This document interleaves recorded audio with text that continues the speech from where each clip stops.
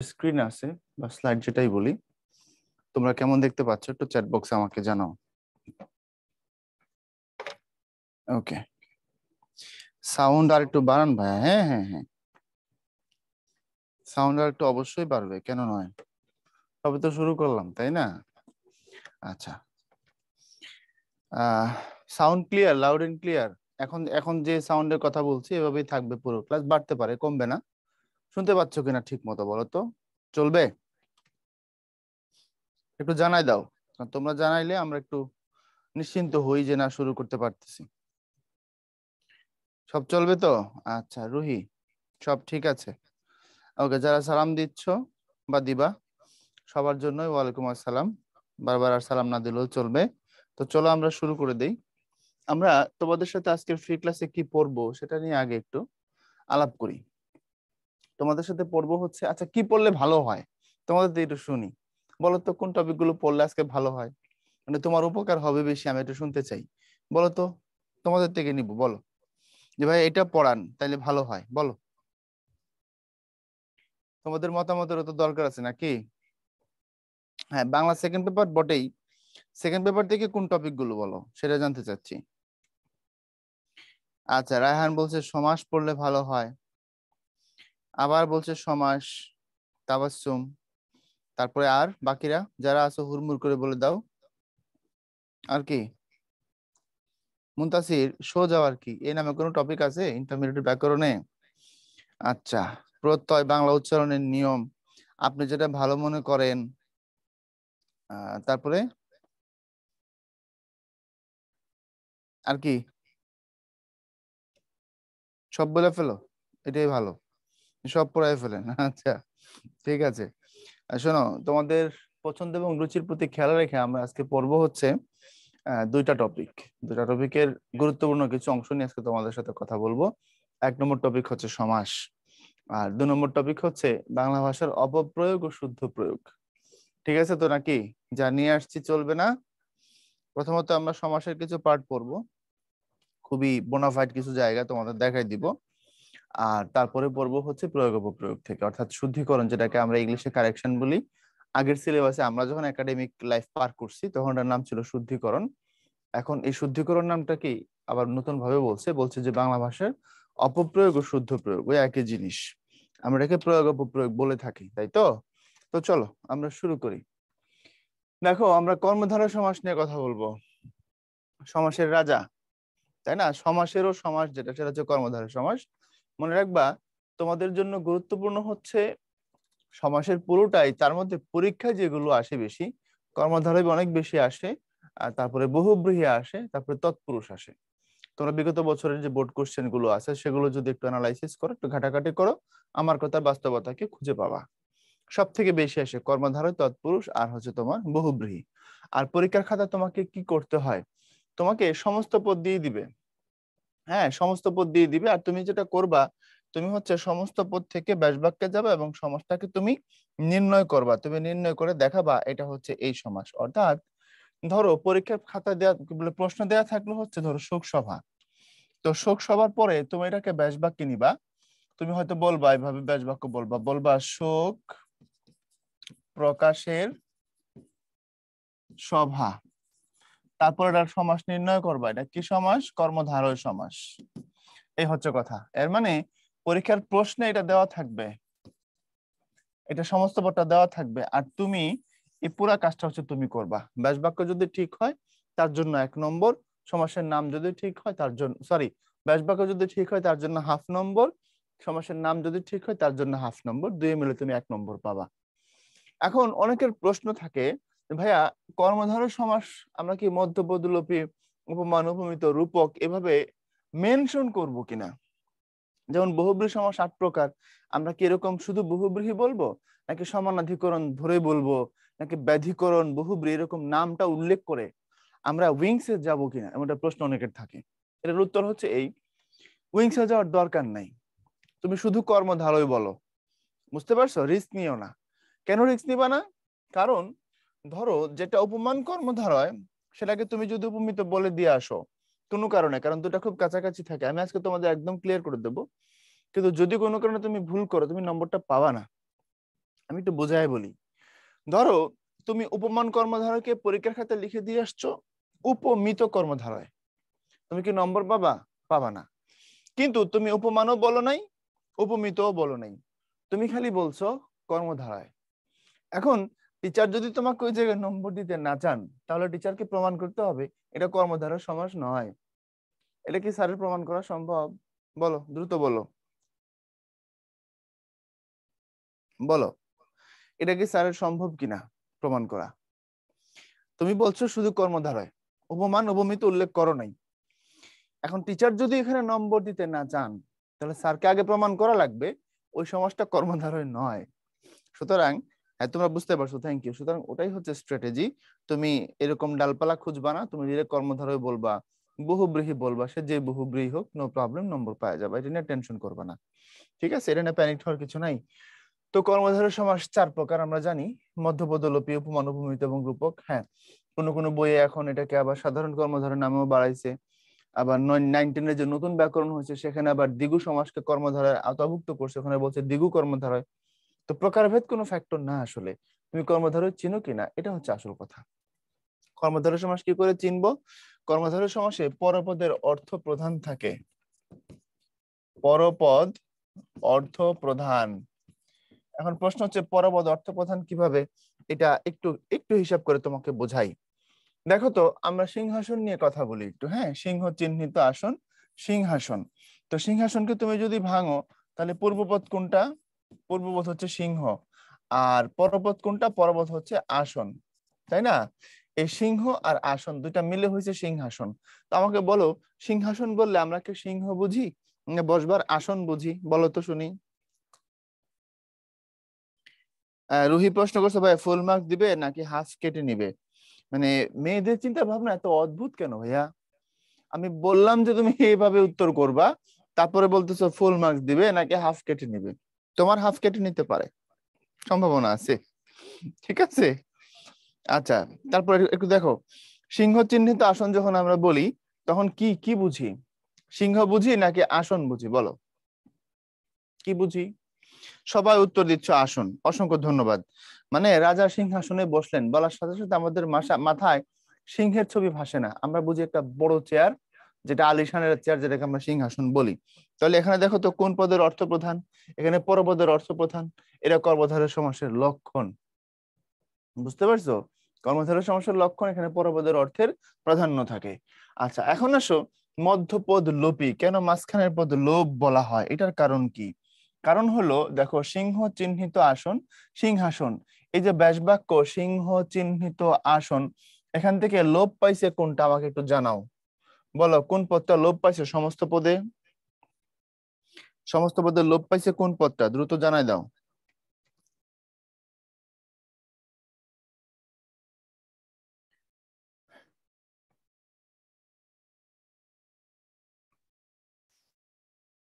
এখানে মাঝখানের পদটা লোপ পাইছে, তাই না? সিংহ চিহ্নিত আসন, সিংহাসন, এই সিংহ হলো পূর্ব পদ, একটু দেখো, এই যে সিংহ এটা হলো পূর্ব পদ, আর এই যে আসন এটা হলো পরপদ। আমি যদি বাক্যটাকে একসাথে লিখি, দেখো, সিংহ চিহ্নিত আসন কি হইলো? হইলো সিংহাসন। এখন ব্যাসবাক্যের দিকে চোখ বড় বড় করে তাকাও, দেখো এই সিংহ চিহ্নিত আসন, এখানে সিংহাসন, তাইলে এই ব্যাসবাক্যের কোন পদ এখানে লোপ? বলো, ব্যাসবাক্যের কোন পদ সমস্ত পদে লোপ?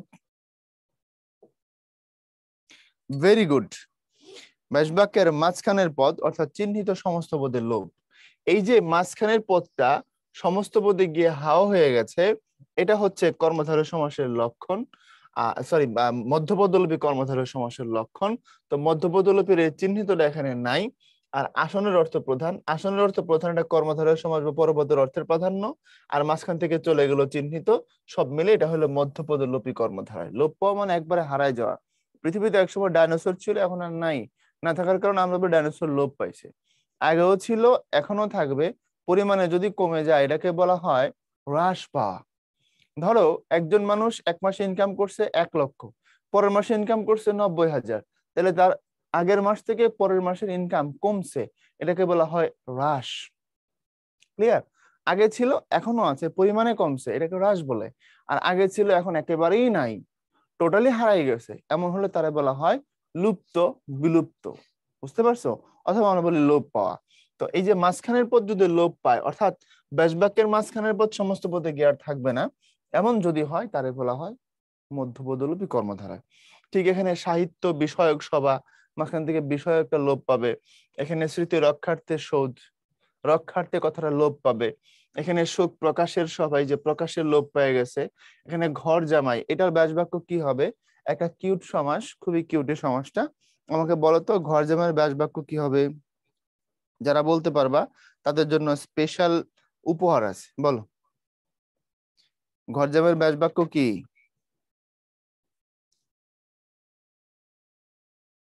দ্রুত বলো।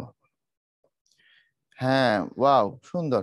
সব মেয়েদের উত্তর ঠিক হয়ে যাচ্ছে, বিষয় কি? দোয়া করে দেবো নাকি? আচ্ছা, ঘরে থাকে যে জামাই, একজন বলছে সামিহা। আচ্ছা, ঘরে থাকে যে জামাই, সে যদি ঘর জামাই হয়, বুঝতে পারলাম ঘরে থাকে যে জামাই। তাইলে কিছু জামাই আছে যারা ঘরে থাকে না, কিছু জামাই গাছে থাকে, নাকি এমন কিছু আছে কি? হ্যাঁ, ঘরে থাকে যে জামাই সে ঘর জামাই, তাহলে বোঝা গেল সব জামাই ঘরে থাকে না, কেউ কেউ গাছে থাকে, কেউ পানিতেও থাকতে পারে, নাকি? তো ঘরে থাকে যে জামাই বলা যাবে? বলা যাবে না, বলা যাবে না। ঘরের কাজে নিয়োজিত জামাই না রে ফাহিম, সব জামাই ঘরের কাজে নিয়োজিত। পৃথিবীতে এমন কোন জামাই আছে যে ঘরের কাজে নিয়োজিত না? এটা কি সম্ভব দেখানো যাবে? সবাই ঘরের কাজে নিয়োজিত। আচ্ছা, ঘরে আশ্রিত জামাই, এটাই সঠিক উত্তর। বেশিরভাগ এটাই লিখছো তোমরা, আমি খুব খুশি হয়েছি। ঘরে আশ্রিত জামাই, ভালো লাগছে আমার। এখন প্রশ্ন হচ্ছে, এখানে মাঝখানে আশ্রিত কেন আসলো? এটা নিয়ে একটু আলোচনা হবে, এটা খুব ভাইটাল একটা পয়েন্ট। মনোযোগ দিয়ে শুনবা, এখন তো চ্যাট বক্সে লিখবা না, হ্যাঁ ভাইয়া শোনো। আমরা এখানে বলছি সাহিত্য বিষয়ক সভা, এখানে বলছি স্মৃতি রক্ষার্থে সৌধ, এখানে বলছি শোক প্রকাশের সভা, এখানে এসে বলছি ঘরে আশ্রিত জামাই। ভাই, কারণ কি? কারণ হলো, শোনো, মনে রাখবা, ব্যাস বাক্যের অর্থটাকে সংকুচিত করে সমস্ত পদ তৈরি করা হয়, আর সমস্ত পদের অর্থটাকে বিস্তারিত ভাবে ব্যাস বাক্যে লেখা হয়, তাই তো কথাটা? মানে সমস্ত পদ বললে তুমি যে অর্থটা বোঝো, ওটাকে ভেঙে লেখার নামে ব্যাস বাক্য। যেহেতু পরীক্ষায় তোমাকে ব্যাস বাক্য লিখতে হবে, তোমাকে জানতে হবে কি করে সমস্ত পদ থেকে ব্যাস বাক্যে যেতে হয়। তো তুমি কি করে যাবা? তুমি সমস্ত পদ বললে যেটা বোঝো ওটাকে ভাঙবা, ভাঙলে সেটা ব্যাস বাক্য হয়ে যাবে। এখন আমি যখন ঘর জামাই বলি, আমি বুঝতে পারি আমার একজন জামাই যিনি বিয়ে করার পর শ্বশুর বাড়িতে থাকেন, তাই তো? তো শ্বশুর বাড়িতে থাকেন মানে উনি কি এই বাড়ির মালিক না, উনি ওই বাড়িতে আশ্রিত। বুঝতে পারছো? এই জন্য আমরা বলি ঘরে আশ্রিত জামাই। এই জন্য আমরা মাঝখানে আশ্রিত কথাটা আনবো, আনলে অর্থটা পরিপূর্ণতা লাভ করে। তো তুমি যদি এখানে এসে বলো শোক আশ্রিত সভা, তাহলে তো সবই শেষ। অথবা এখানে যদি এসে বলো স্মৃতি আশ্রিত শোধ, হবে না। তুমি অর্থটা খেয়াল রাখতে হবে, আমরা স্মৃতিসৌধ কেন তৈরি করেছি? আমাদের 30 লক্ষ শহীদের যে স্মৃতি, সেটাকে রক্ষা করার জন্য, পরবর্তী প্রজন্মের কাছে পৌঁছানোর জন্য, তাই না? তো এখানে এসে বলবো স্মৃতি রক্ষার্থে শোধ। সাহিত্য নিয়ে যে সভা আলোচনা করে তার নাম সাহিত্য সভা। যে সভায় কারোর জন্য শোক প্রকাশ করা হয় তার নাম শোক সভা, এই জন্য শোক প্রকাশের সভা। আর যে জামাই ঘরে আশ্রিত অবস্থায় থাকেন তারে বলা হয় ঘর জামাই। আর যে নবী মহান, তাকে বলা হয় মহানবী। তাহলে মহান যে নবী, বুঝতে পারছো? তাহলে সমস্ত পদ থেকে কি করে ব্যাস বাক্যে যেতে হয়, কৌশলটাকে আমি তোমাদের কিছু ধরাইতে পারছি? বলো, ইয়েস অর নো? ঘরে আশ্রিত যে জামাই, যে না বললেও চলবে, ঘরে আশ্রিত জামাই বললেই হয়ে যাবে। ওকে,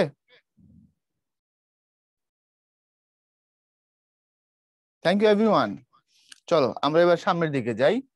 তোমাদের আতঙ্কের সমাস, উপমান এবং উপমিত কর্মধারা, এখানে দেখো অনেকগুলো উদাহরণ: ভ্রমর কৃষ্ণ কেশ, তুষার শুভ্র, অরুণ রাঙা, দুধ ধবল, তারপরে মিশকালো, রক্তলাল, গজমূর্খ।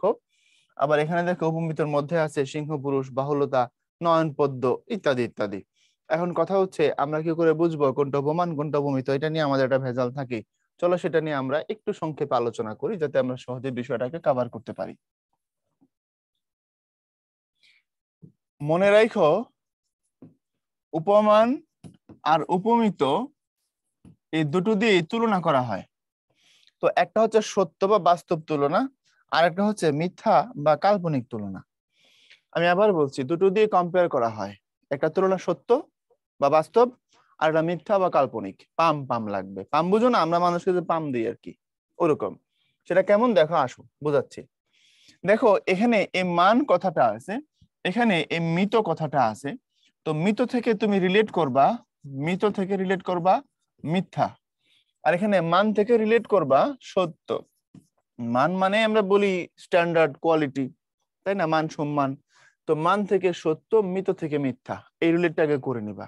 এর মানে উপমিত কর্মধারয় সমাসটা শুনলে এটা মিথ্যা কথা মনে হবে, আর উপমান কর্মধারয়টা শুনলে একটা সত্য কথা মনে হবে।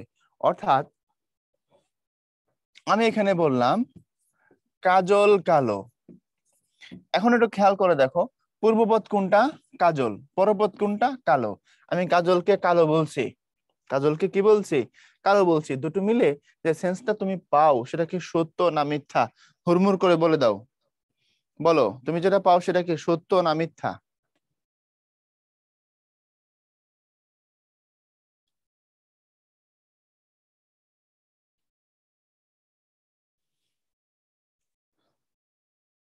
রুহি বলছে, আপনি এসএসসিতে বলেছিলেন উপমানের ন্যায় আগে থাকে, উপমিততে ন্যায় পরে থাকে, মনে রাখলে তাড়াতাড়ি হয়ে যাবে। না রুহি, তুমি ভুলে গেছো, এটাই উপমান উপমিত মনে রাখার কৌশল নয়। ওটা ব্যাস বাক্য তৈরি করলে ন্যায় কোথায় থাকবে সেটা বলছি, বাট তুমি সমাস আলাদা করার জন্য ওই কৌশলটা কাজে লাগবে না।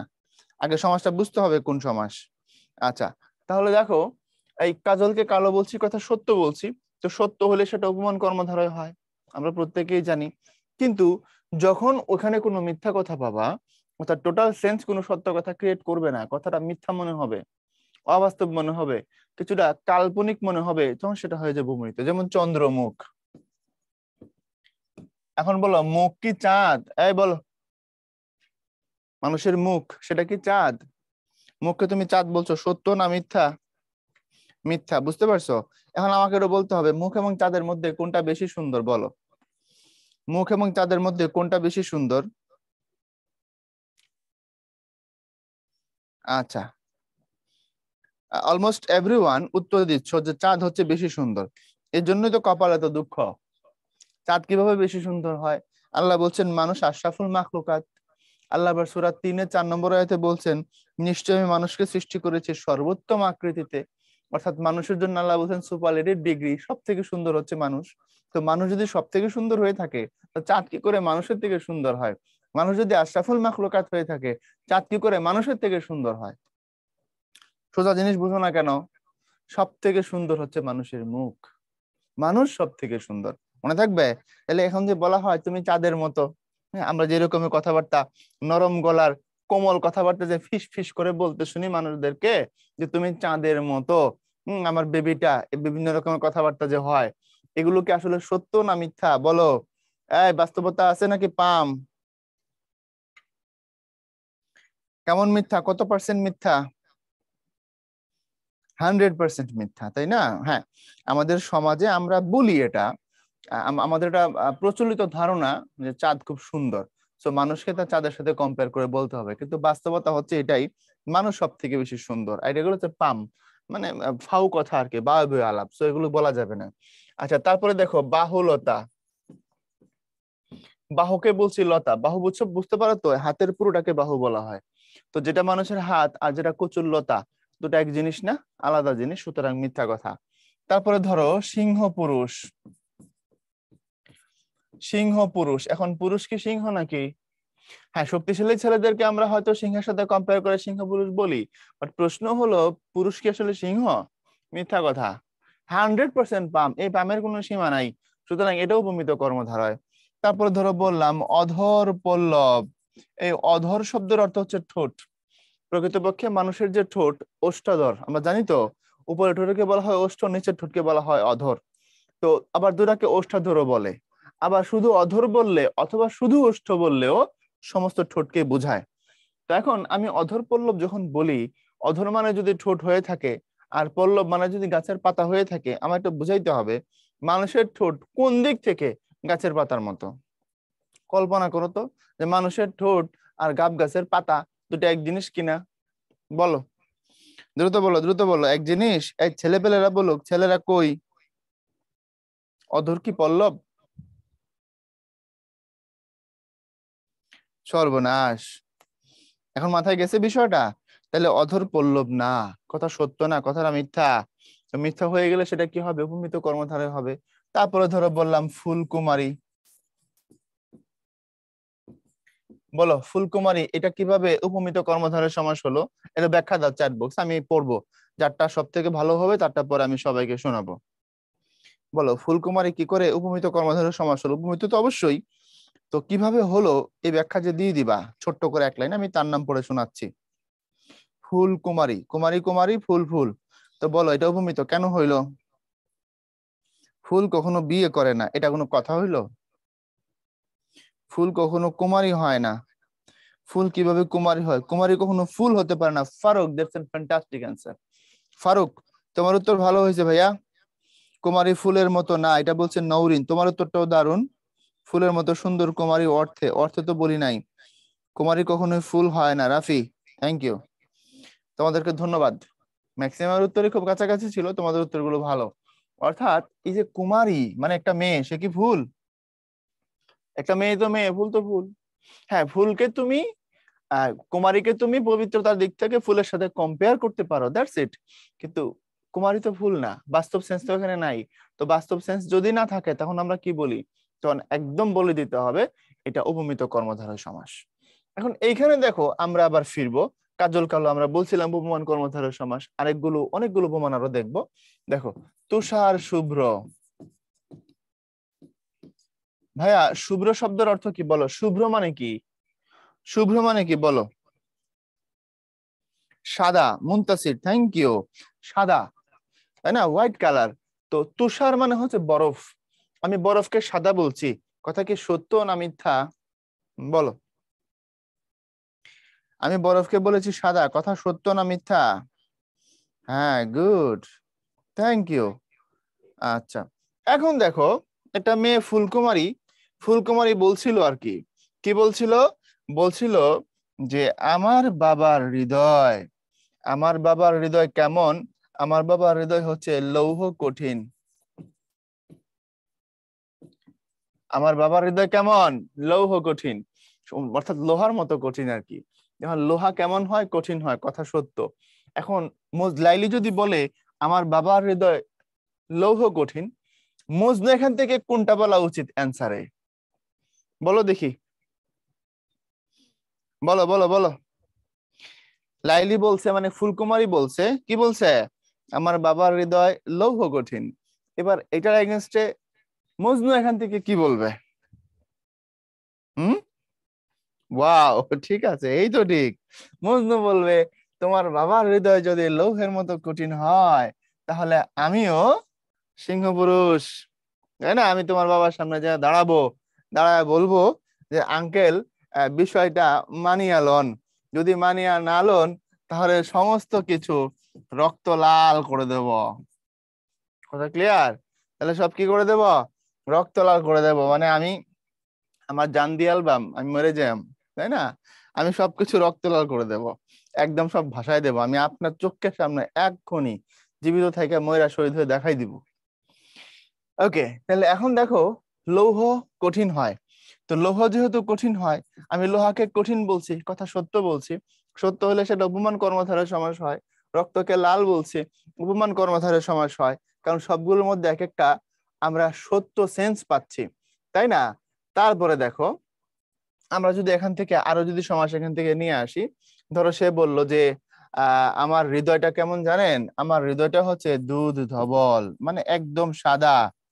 আপনার মেয়েকে আমি খুব ভালো রাখবো, আমার সাদা মনে কোনো কাদা নাই, সুতরাং আপনি আমাকে বিশ্বাস করতে পারেন। ঠিক আছে? আর বাপে বললো যে না, তোর হৃদয় দুধ দোহল না, তোর হৃদয় হচ্ছে মিশ কালো। তুই আমারে ভুল বুঝাইতেছস। মিশ কালো মানে মিশির নে কালো। মিশি মানে হচ্ছে পুরানো তামাক, তামাক পোড়াইলে ওটারে মিশি বলা হয়, বুঝছো? তা আমরা অনেক সময় দেখবা দিঘির কালো জল, কুচকুচে কালো জল বলতে এই কথাটা ব্যবহার করি, যে মিশ কালো। মিশ, মিশির মতো কালো, মিশি একদমই কালো, পুরানো তামাককে মিশি বলা হয়, বুঝছো এবার? তাইলে এখন বাপে বলতেছে তোর হৃদয় মিশ কালো, আর ছেলে বলতেছে মানে ওই হবু জামাই সে বলতেছে না আমার হৃদয় হচ্ছে দুধের মতো ধবল, দুধ ধবল, আপনি বিশ্বাস করেন, যদি বিশ্বাস না করেন তাহলে আমি কি করব, আমি সবকিছু রক্ত লাল লাল করে দেব।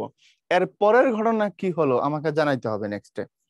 ঠিক আছে, এটা কমপ্লিটিং দ্য স্টোরি, আমি এখানে নিয়ে এসে বললাম, এবার তুমি বাকিটা কি করবা, কমপ্লিট করবা। পারবা? সম্ভব? দ্রুত বলো।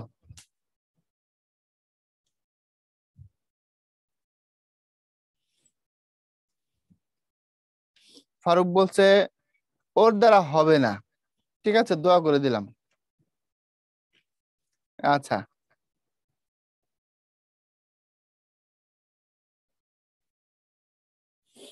ওকে। বাংলা সিনেমার সাথে মিলাবে কিনা আমি কি করে বলবো। তাহলে বাকিগুলো দেখো, ভ্রমর কৃষ্ণ কেশ, কেশ মানে চুল, মাথার চুল, ভ্রমর কৃষ্ণ মানে ভ্রমরের মতো কালো, সত্য কথা। তারপরে অরুণ মানে সকালবেলার সূর্য, রাঙা মানে লাল, সত্য কথা। তারপরে গজমূর্খ, গজ মানে হাতি, হাতি মূর্খ প্রাণী হয়, বোকা প্রাণী হয়। তারপরে এখানে সিংহ পুরুষ বাহুলতা, নয়ন পদ্ম, নয়ন তো পদ্ম না, মানুষের চোখ পদ্ম ফুল না, সুতরাং এটা মিথ্যা কথা। তাহলে উপমান এবং উপমিত নিয়ে কোনো প্রশ্ন আছে কিনা আমাকে জানাও, বুঝছো কিনা, পারবা কিনা, দ্রুত বলতে হবে। পারবা? হুড়মুড় করে জানাই দাও। ওকে, থ্যাংক ইউ। এখন তোমাদের যেটা করতে হবে সেটা হলো এগুলো কিন্তু ব্যাস বাক্যে নিতে হবে, কারণ পরীক্ষার খাতায় তুমি তো বুঝতে পারছো যে হ্যাঁ এটা উপমান কর্মধারয় অথবা এটা উপমিত কর্মধারয়। পরের কাজ কি, পরের কাজ এটাকে ব্যাস বাক্যে নেওয়া এবং সমাজটা উল্লেখ করা, তাই না? তো ব্যাস বাক্য যখন করবা তখন ন্যায়ের ব্যবহার আছে, আমি আগেই বলেছি দুটো দিয়ে কম্পেয়ার করা হয়, সুতরাং দুটোর মধ্যে একটা থট মিল থাকবে একটা জায়গায়। তো উপমান এবং উপমিত কি করে করবা আসো দেখাই দিচ্ছি। দেখো, কাজলের ন্যায় কালো, আর এখানে ধরে বললাম কুমারী ফুলের ন্যায়। এখন তোমরা দেখো দুই জায়গায় ন্যায় দুই ভাবে বসছে, মানে আলাদা আলাদা জায়গায় প্লেস করছি আমরা। এখানে পাইলাম এখানে, আর এখানে পাইলাম এখানে, অর্থাৎ এক জায়গায় শুরুতে আর এক জায়গায় শেষে। এখন প্রশ্ন হলো এটাকে আন্দাজে করছি না সিস্টেমে করছি, আন্দাজে করছি না সিস্টেমে করছি, অবশ্যই সিস্টেমে করছি। কিভাবে দেখো, আমি যখন ফুলকুমারী বলি, ফুলকুমারী বলার সময় আমি আসলে কি বুঝাইতে চাই, আমাকে একটু দ্রুত বলো তো, আমি আসলে কি বুঝাইতে চাই? আমি কুমারীকে ফুলের মতো বুঝাইতে চাই নাকি ফুলকে কুমারীর মতো বুঝাইতে চাই? দ্রুত বলো, আমি কোনটা বুঝাইতে চাই? ফুলকে কুমারীর মতো না কুমারীকে ফুলের মতো, আমি আসলে কি বোঝানোর চেষ্টা করি? বলো, দ্রুত বলবা। হ্যাঁ, ইয়েস মুনতাসির, থ্যাংক ইউ। আমরা কুমারীকে ফুলের মতো পবিত্র বা সুন্দর এমনটা বোঝাতে চাই, ইয়েস অর নো? কারণ ফুলকে তো কুমারীর মতো বলে লাভ নাই, আমরা কুমারী মেয়েকে ফুলের মতো বলতে চাই বা বোঝাতে চাই। তো সেই কথাটাই তো এখানে বলছি, বলছি কুমারী ফুলের ন্যায়। ক্লিয়ার? আর এখানে দেখো, কাজলের ন্যায় কালো, কারো চোখ হয়তো খুব সুন্দর, কেমন কালো তার চোখটা, কাজলের মতো কালো। সুতরাং এখানে আমরা কম্পেয়ার করছি, ডিরেক্ট ন্যায়কে মাঝখানে বসাই দিছি। তাহলে কোন সেন্সে এখানে ন্যায় মাঝখানে আসলো, কোন সেন্সে এখানে ন্যায় শেষে আসলো, বিষয়টা কি বুঝতে পারছো? বিষয়টা কি বোঝা গেছে? তো এখানেও তাই বলবা, অধর পল্লবের ন্যায়, কারণ ঠোঁটটাকে পাতার মতো চিকন বোঝাতে চাচ্ছিলাম, সিংহকে পুরুষের ন্যায় কল্পনা করতে চাচ্ছিলাম, তাই না? তারপরে তোমার হচ্ছে বাহুকে লতার মতো, মুখকে চাঁদের মতো। এখানে সিংহকে পুরুষ না, সরি, পুরুষকে সিংহের মতো, একটা শক্তিশালী ছেলে তাকে বলতে চাচ্ছি পুরুষটা সিংহের মতো, এখানে অধরটা পল্লবের মতো, ইত্যাদি ইত্যাদি। ক্লিয়ার কিনা বলো? ওকে, থ্যাংক ইউ। এরপরে আসো আমরা এখানে উপমান এবং উপমিত কর্মধারয় সমাস সম্পর্কে একটা চমৎকার কথা বলে দিছি, বলছি সমস্তবোধের বক্তব্য, এক জায়গায় বলছি এখানে সত্য হয়, আমি আগেই দেখাই দিছি। এখানে বলছি সমস্তবোধের বক্তব্য কাল্পনিক বা মিথ্যা হয়। এরপরে আসো কর্মধারয় সমাস, যে চার প্রকারের মধ্যে শেষটা যেটা আছে সেটা হচ্ছে রূপক কর্মধারয়। রূপকের যেটা তোমার জন্য বোঝার জন্য যে সহজ কথা সেটা হচ্ছে পূর্বপদ পরপদের মাঝে অভিন্নতা কল্পনা করা হয়। এখন দেখো, আমি তোমাকে আরেকভাবে পড়াইতে পারি কিন্তু সেটাতে তোমার তেমন কোনো কাজ হবে না, মানে তুমি এখান থেকে খুব একটা প্রফিট নিতে পারবে না। কিভাবে নিতে পারবে না আমি তোমারে বলি। তোমরা হয়তোবা পড়ে থাকবে, এটা অনেকে বলে যে একটি পদ দৃশ্যমান, আর অন্য পদটা অদৃশ্য, অর্থাৎ সমস্ত পদের একটা দেখা যাবে আর একটা দেখা যাবে না। একটা যদি দৃশ্যমান হয় আর একটা যদি অদৃশ্য হয়, এমন পদকে বলা হয় রূপক কর্মধারয় সমাস। শুনেছো কিনা ভাই? আমার সাথে তোমরা খুব দ্রুত বেশি বেশি করে রেসপন্স করো, আমি তোমাদের প্রত্যেকের অ্যান্সার কিন্তু পড়ি, বাট হয়তো সবার নাম বলতে পারি না, তাই না? এমনটা তোমরা শুনেছো যে একটা দৃশ্যমান একটা অদৃশ্য, কিন্তু ভাইয়া মজার বিষয় হচ্ছে এটা খুব লিমিটেড একটা কৌশল, খুবই সীমিত এটার ব্যবহার। সীমিত মানে আমি তোমাকে বোঝাতে চাচ্ছি এটার পাওয়ার কম। তুমি এটা দিয়ে সমস্ত রূপককে কম্পেয়ার বলে শেষ করতে পারবা না। কেন পারবা না? আমি তোমাকে দেখাই। দেখো, আমি বললাম যে হচ্ছে মন মাঝি, তো এখানে মন দেখা যায় না, মাঝি দেখা যায়, খুব সুন্দর হলো, একটা দৃশ্যমান আর একটা অদৃশ্য, ফাইন। আমি বললাম বিষাদ সিন্ধু, বিষাদ মানে দুঃখ, দেখা যায় না, সিন্ধু বা সাগর দেখা যায়। ক্রোধ মানে হচ্ছে রাগ, আর অনল মানে হচ্ছে আগুন, একটা দেখি একটা দেখি না। শোকানলের ক্ষেত্র সেম, পরাণ পাখিতে পরাণ দেখি না কিন্তু পাখি দেখি, জীবন তরিতে জীবন দেখি না কিন্তু তরি দেখি, ভব নদীতে নদীও দেখি ভবটাও তো দেখি। কথা বুঝো? ভব মানে কি? ভব মানে পৃথিবী, নদী তো নদী, তো আমি এখানে ভবটাও দেখি নদীটাও দেখি। তাহলে এই সূত্রটা, এই যে কৌশলের কথা এখানে বললাম, এটা কাজ করছে না। আচ্ছা, আবার দেখো জ্ঞান প্রদীপ, জ্ঞানের মধ্যে জ্ঞান প্রদীপ আমরা জ্ঞান দেখি না বাট প্রদীপটা দেখতে পাই, এটা আবার কাজ করছে। কিন্তু ভাইয়া বিদ্যা ধন এখানে কোনোটাই দেখি না। হ্যাঁ, তুমি ধন সম্পদ অর্থে বলতে পারো, কিন্তু ধন সম্পদ প্রকৃতপক্ষে ইন্দ্রিয় গ্রাহ্য বিষয়। আচ্ছা, এইটা ভালো মতো দেখো, মোহ নিদ্রা দুটোই অদৃশ্য। মোহ মানে হচ্ছে লোভ, নিদ্রা মানে ঘুম। আমরা ঘুমন্ত মানুষকে দেখি, ঘুমটাকে কি দেখি? দেখি না। আবার দেখো এখানে প্রেম ডোর, প্রেমও দেখি না, ডোরও দেখি না, ডোর মানে বন্ধন, দুটোই অদৃশ্য। আবার দেখো দেহ পিঞ্জর, এটা রূপক কর্মধারয় সমাস, এখানে দুটোই দেখি, দেহ মানে দেহ বডিটা, আর পিঞ্জর মানে হচ্ছে খাঁচা, এখানে দুটোই আমার কাছে দৃশ্যমান। অথবা যদি বলি মন আমার দেহ ঘড়ি সন্ধান করি কোন মিস্ত্রি বানায় আছে, পাগলা, এখানে দেহটাও দেখতে পাই ঘড়িটাও দেখতে পাই। তাহলে এই যে এখানে বললাম একটি দৃশ্যমান অন্যটি অদৃশ্য, এটা কি সব জায়গায় কাজ করে? না, করে না, সামান্য কিছু জায়গায় কাজ করে, তারপরে শেষ। সুতরাং তোমাদের ইন্টারমিডিয়েটের যে সিস্টেম, এখানে এত তো সমাস, এই জায়গায় এই সিস্টেমটা অ্যাপ্লাই না করাই ভালো। 19 পর্যন্ত করা যায়, ওখানে দুটো তিনটা করে উদাহরণ থাকে, ফাইন। কিন্তু পরবর্তী লাইফে এটা দিয়ে আর কাজ চলে না, এখানে একটু ব্রড ওয়েতে পড়তে হয়, কারণ আমরা দেখতে পাচ্ছি কিছু রূপক কর্মধারয় সমাস দুটোই দৃশ্যমান, কিছু রূপক কর্মধারয় সমাস দুটোই অদৃশ্য। তাহলে কি করব বলো? যেটা করব সেটা হচ্ছে এই অভেদ বা অভিন্নতা। অভেদ বা অভিন্নতা মানে হচ্ছে দুটো মিলেমিশে এক হয়ে যাবে। অর্থাৎ পূর্বপদের অর্থ যদি আগুন হয়, পরপদ দিয়েও আগুন, পূর্বপদ দিয়ে যদি পানি বোঝায়, পরপদ দিয়েও পানি। এর নাম অভেদ বা অভিন্নতা। মানে আমার দিকে একটু তাকাও। আমার হাতে হচ্ছে এখানে একটা লেজার পেন, আমার ডান হাতে, আর বা হাতে একটা ডিভাইস যেটা দিয়ে আমি হচ্ছে স্লাইড চেঞ্জ করি। খুব খেয়াল করবা, দুটোর মধ্যে মিল কি বলতো? এটাও কালো, এটাও কালো, এটা হচ্ছে মিল। আচ্ছা, সাদৃশ্য, ওকে, কিন্তু দুটো কি একই জিনিস? দ্রুত বলো, দুটো কি একই জিনিস না আলাদা জিনিস? একটা পেন ছিল না মোটা, বলো, দুটো কি একই জিনিস না আলাদা জিনিস? আলাদা জিনিস, গুড। আমরা একটার সাথে আরেকটার মিল খুঁজে পাইছি, এটাও ব্ল্যাক এটাও ব্ল্যাক, তো মিল পাওয়ার অর্থ তো একই হয়ে যাওয়া না, এক হয়ে তো যাচ্ছে না। বোঝা গেছে কথা? তো সাদৃশ্য বা মতো এর অর্থ হলো কিছু কিছু জায়গায় আমি কিছু সিমিলারিটি পাবো, জিনিস এক হবে না। ওই যদি এক হয়ে যায়, মিলেমিশে যদি সেম হয়ে যায়, তখন তাকে বলা হয় অভেদ বা অভিন্ন। অভেদ মানে যার মধ্যে কোনো ভেদাভেদ নাই, অভেদ মানে ভিন্নতা নাই। বুঝছো? অভেদ মানে কোনো ভেদাভেদ নাই, অভিন্নতা মানে কোনো ভিন্নতা নাই। তো দেখো এটাও কলম এটাও কলম, একটা কালো একটা সাদা, কালার কিন্তু আলাদা, কিন্তু আদতে দুইটা সেম জিনিস। Yes or no? দুটোই লিখে ধর্মের দিক থেকে বা বৈশিষ্ট্যের দিক থেকে যদি কল্পনা করো, দুটোই কলম। বোঝা গেছে কি? রূপক কর্মধারয় মানে হচ্ছে এরকম, দুটো সেম হয়ে যাবে, তুমি হয়তো দেখলে মনে হবে একটা কি আর একটা কি, কিন্তু তার মধ্যে একটা হিডেন এমন কাছাকাছি হয়ে যাবে, দুটো মিলেমিশে এক হয়ে যাবে। এক নম্বর কথা। দ্বিতীয় কথা যেটা, সেটা হচ্ছে আমার অভিজ্ঞতা বলে, রূপক বুঝে কারা? রূপক বুঝে যাদের বয়স বেশি তারা। মানে বিসিএস এর ক্লাসের স্টুডেন্টরা রূপক খুব দ্রুত বুঝতে পারে, তোমাদের থেকেও ফার্স্ট। কেন? কারণ রূপক সব থেকে ম্যাচিউরড সমাস। কিন্তু ম্যাচিউরড হলে স্টুডেন্ট এরা ভালো ধরতে পারে। কারণ হচ্ছে রূপকের মধ্যে একটা আধ্যাত্মিক ফ্লেভার থাকে। আধ্যাত্মিক ফ্লেভার মানে হচ্ছে দুনিয়ার দিকে টানবে না, ইহকালের দিকে টানবে না, পরকালের দিকে টানবে।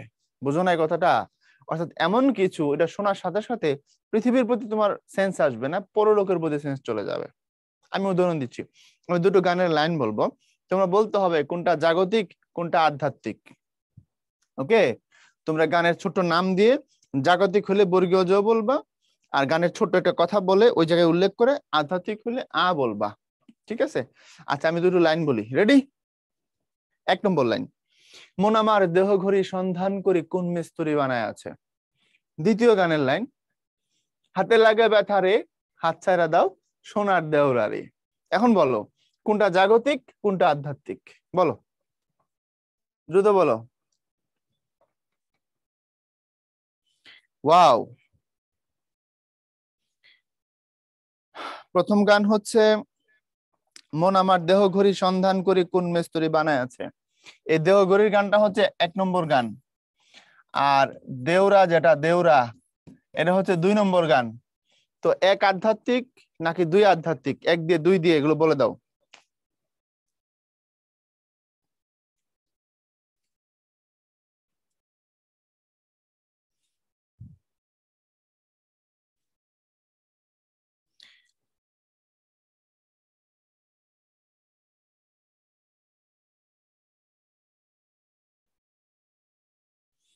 নৌরিন বলছে 1 জাগতিক 2 আধ্যাত্মিক। মাথা ঠিক আছে?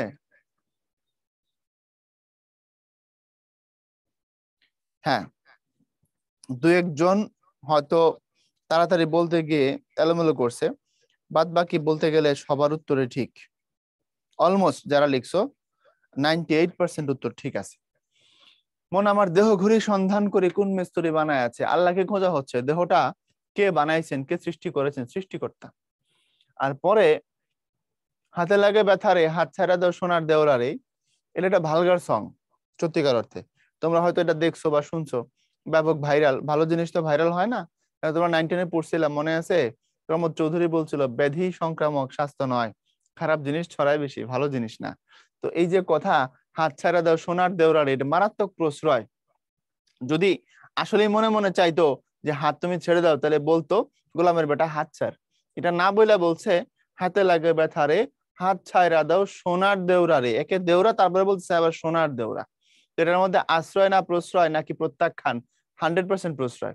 তো এই জাতীয় কথাবার্তা হয়তো চলে, কিন্তু এটা ভালগার, এগুলো না শোনাই ভালো। তো দেখো, এটা একটা জাগতিক বিষয়, এটা পৃথিবীর কথাবার্তা, তাই না? আমাদের আশেপাশে ঘটে এমন কাহিনী। আর এই যে মন আমার দেহ ঘড়ি সন্ধান করি কোন মিস্ত্রি বানায় আছে, দেহটাকে বলছে ঘড়ি, আর বানাইছে কে, কোন মিস্ত্রি তাকে সন্ধান করছে, মানে সৃষ্টিকর্তার প্রতি মনোনিবেশ। বুঝছো কথা?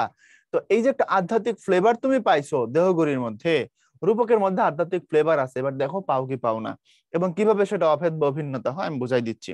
দয়া করে চ্যাট বক্সে লেখা লাগবে না, এখন খালি শুনো, জাস্ট 2 থেকে 3 মিনিট লাগবে। দেখো, এখানে বললাম আমরা খুব সহজগুলো দিয়ে আলোচনা করি, তাহলে সহজ হবে তোমার জন্য বুঝতে। দেখো, জ্ঞান প্রদীপ, প্রদীপ মানে আলো, জ্ঞান মানেও তো আলো। তাহলে জ্ঞান মানেও আলো, প্রদীপ মানেও আলো, দুটো সেম, একই জিনিস, অভেদ বা অভিন্ন। আবার দেখো পরাণ পাখি, এই যে দেখো দেহ নামের পিঞ্জিরা, দেহটা খাঁচা, দেহটা একটা খাঁচার মতো, তাহলে যেটা দেহ সেটাই পিঞ্জর, আর তার মধ্যে পরাণ পাখি বন্দি, মানে রুহটা, আত্মাটাকে বলছি পাখি। আবার দেখো দেহটাকে কিভাবে ঘড়ি বলা যায়, ঘড়িটাও বাজে, দেহটাও তো বাজে, বাচ্চারা টিকটিক করে বাজতেছে না? এবং একসময় রুহটা বের হয়ে গেলে ওই যে ব্যাটারি ছাড়া ঘড়ির মতো পরিত্যক্ত অবস্থায় পড়ে থাকবো। মেকানিজমের কারণে দেহকে বলা হয়েছে ঘড়ি। তারপরে এখানে দেখো জীবন তরি, তরি মানে হচ্ছে নৌকা, ভেসে থাকা নৌকা। তো ডুবে গেলে তো সেটাকার তরি বলা চলছে না, তো ওখানে নৌকার ভেসে থাকা, জীবনের বেঁচে থাকা, দুটো সেম। এরপরে ভব নদী, নদী বহমান বইছে, ভব মানে পৃথিবীটা, দুনিয়াটা, আমাদের হায়াত, মহাকাল, আয়ু, আমাদের জীবন। সুতরাং দুটোই সেম, দুটোই বইছে, দুটোই কমছে।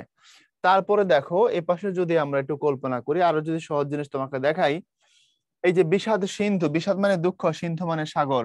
সিন্ধুর বিশালতা, পৃথিবীর সব মানুষের দুঃখের বিশালতা সেম, কারো দুঃখ কম না। তো এই মানুষের সাথে কথা বলবা, দেখবা যে একজন থেকে একজন বেশি দুঃখী। অর্থাৎ মানুষের দুঃখ বা মানুষের কষ্ট বা বিষাদ যেন সিন্ধু বা সাগর। ক্রোধ মানে রাগ, এটা অনলের মতো, অনল যেমন পুরায় দেয়, অনল যেমন পুরায় দেয়, ক্রোধ তেমন পুরায় দেয়। শোক আর অনল একই জিনিস। তারপরে এখানে আসো, মোহনিদ্রা। নিদ্রা মানে হচ্ছে লোভ, ঘুম। মোহ মানে হচ্ছে লোভ। তো লোভ কিভাবে ঘুম হয়? কারণ কেউ যখন ঘুমায় সে অচেতন হয়, কেউ যখন লোভে পড়ে সেও অচেতন হয়, পৃথিবীর কোনো কথা সে আর শোনে না।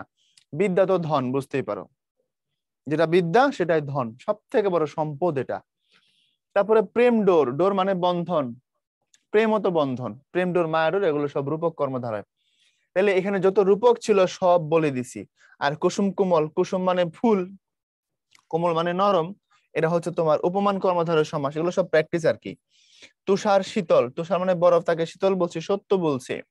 কর কমল, কর মানে হাত, এই যে আমরা বলি না করতালি, হ্যাঁ বুঝছো তো, হাতের তালি, কর মানে হচ্ছে হাত। তো করকে কমল বলেছি, কমল মানে পদ্ম ফুল, মিথ্যা কথা। তারপরে চরণ কমল, এই যে মানুষের ঠ্যাং, এটাকে কমল বা পদ্ম বলছি, মিথ্যা কথা। ফুলকুমারী উপমিত ছিল, মিথ্যা কথা।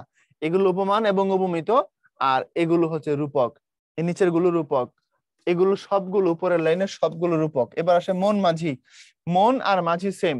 কারণ কি, মন তোমার এই দেহ নামের নৌকার উপরে প্রভুত্ব চালায়, দেহ নামের নৌকাকে সে খারাপ পথে চালায়, ওই যে হাত চারা দেও সোনার দেওরারে, বুঝছো কথা।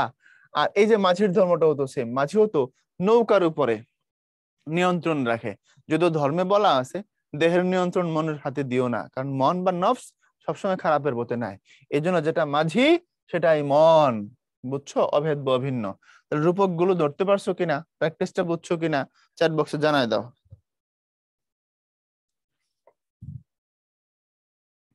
রৌনক বলছে স্যার আমাদের ফেস কি দেখা যায়? হ্যাঁ রৌনক, তোমার ফেসটা দেখা যাচ্ছে, বাকিদের দেখা যায় না। চুলগুলো এলোমেলো কেন, ঠিক করো।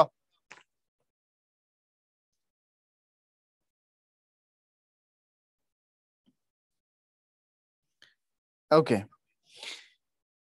রূপক বলছিলাম তো, একটু ম্যাচিউরড সমাস, বড়দের সমাস। ওকে, থ্যাংক ইউ। আসো, এখন আর সময় লাগবে না, বাকিগুলো আমরা দ্রুত আগাইতে পারবো। নিচের কোনটি রূপক কর্মধারয় সমাস, একটা ছোট্ট পোল আছে, পোলটা তোমরা একটু অ্যাটেন্ড করে ফেলো, সময় পাবা 30 সেকেন্ড। আচ্ছা স্যার, প্রথম পোল তো 45 সেকেন্ড, ঠিক আছে, অ্যান্সার দিয়ে ফেলো।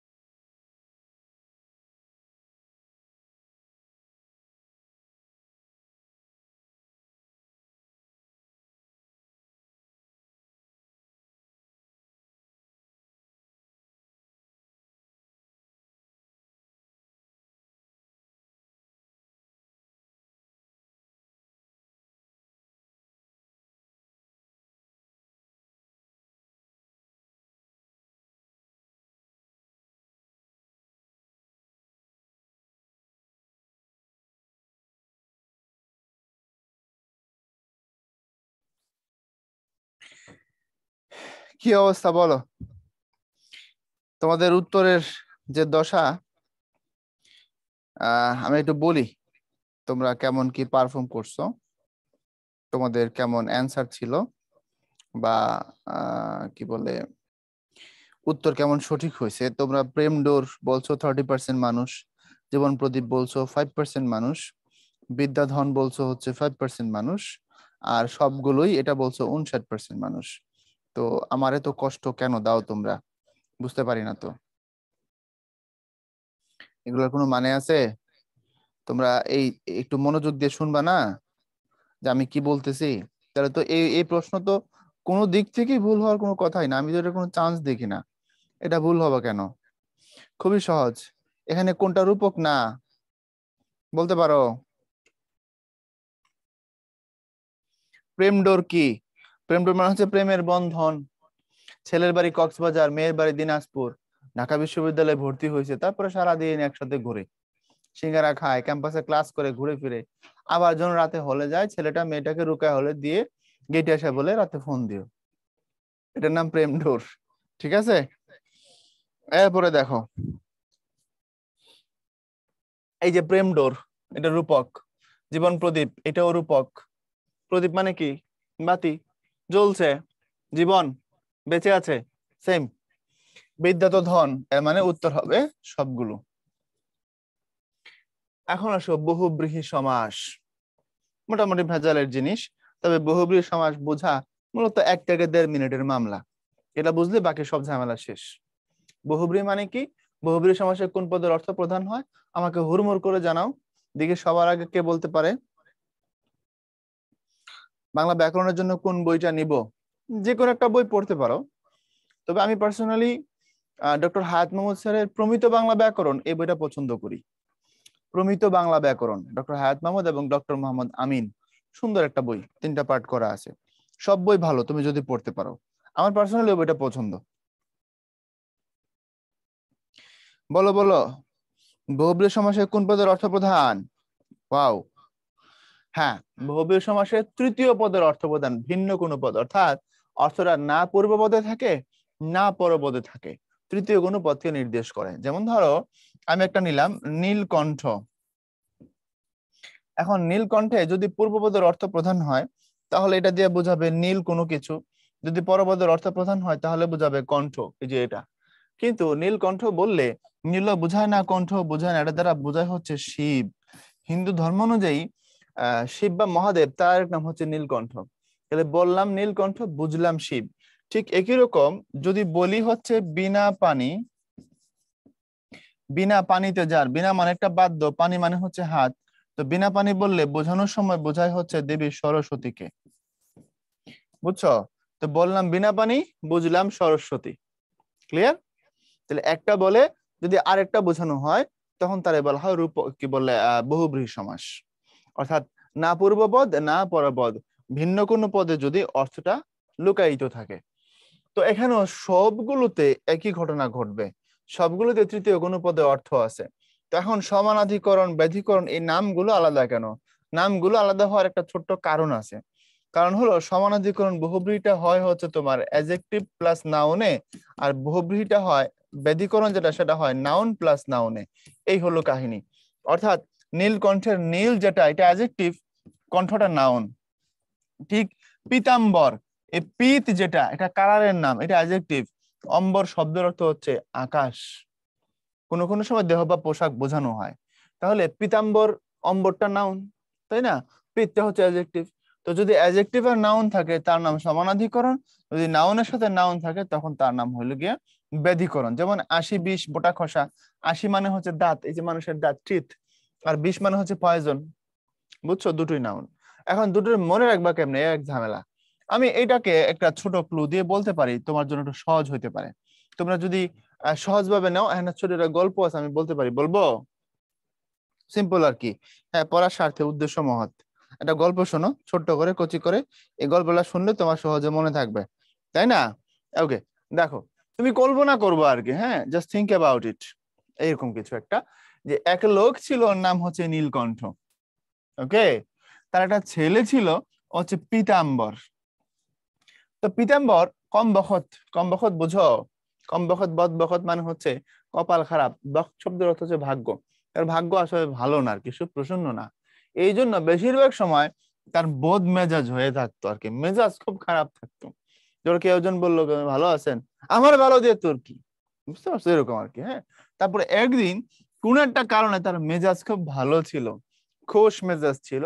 এবং মেজাজ যদি ভালো থাকে, রাস্তায় আমরা সাধারণত মাথা উঁচু করে হাঁটি, উচ্চ শিরে, বুঝো নাই?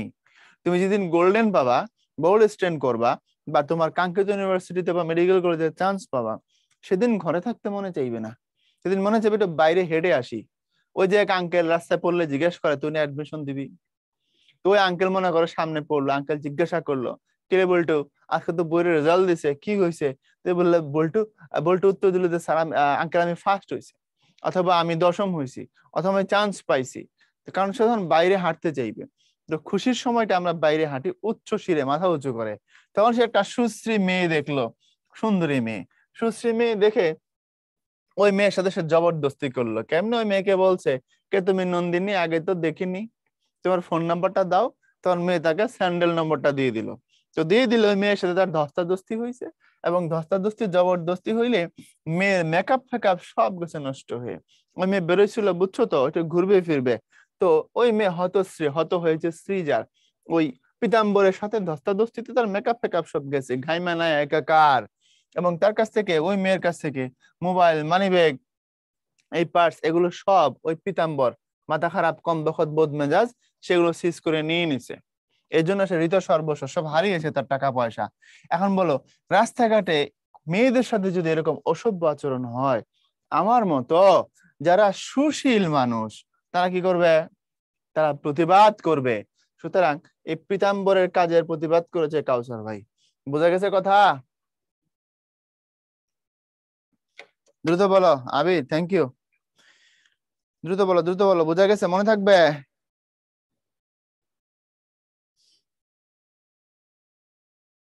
ওকে, ঠিক আছে, থ্যাংক ইউ এভরিওয়ান। আচ্ছা, এরপরে দেখো এখানে ব্যাধিকরণ যেগুলো, সেগুলোর মধ্যে বলছিলাম যেগুলো সবগুলো নাউনে নাউনে হবে। 80-20 মানে দাঁতে যার বিষ, মানে সাপ।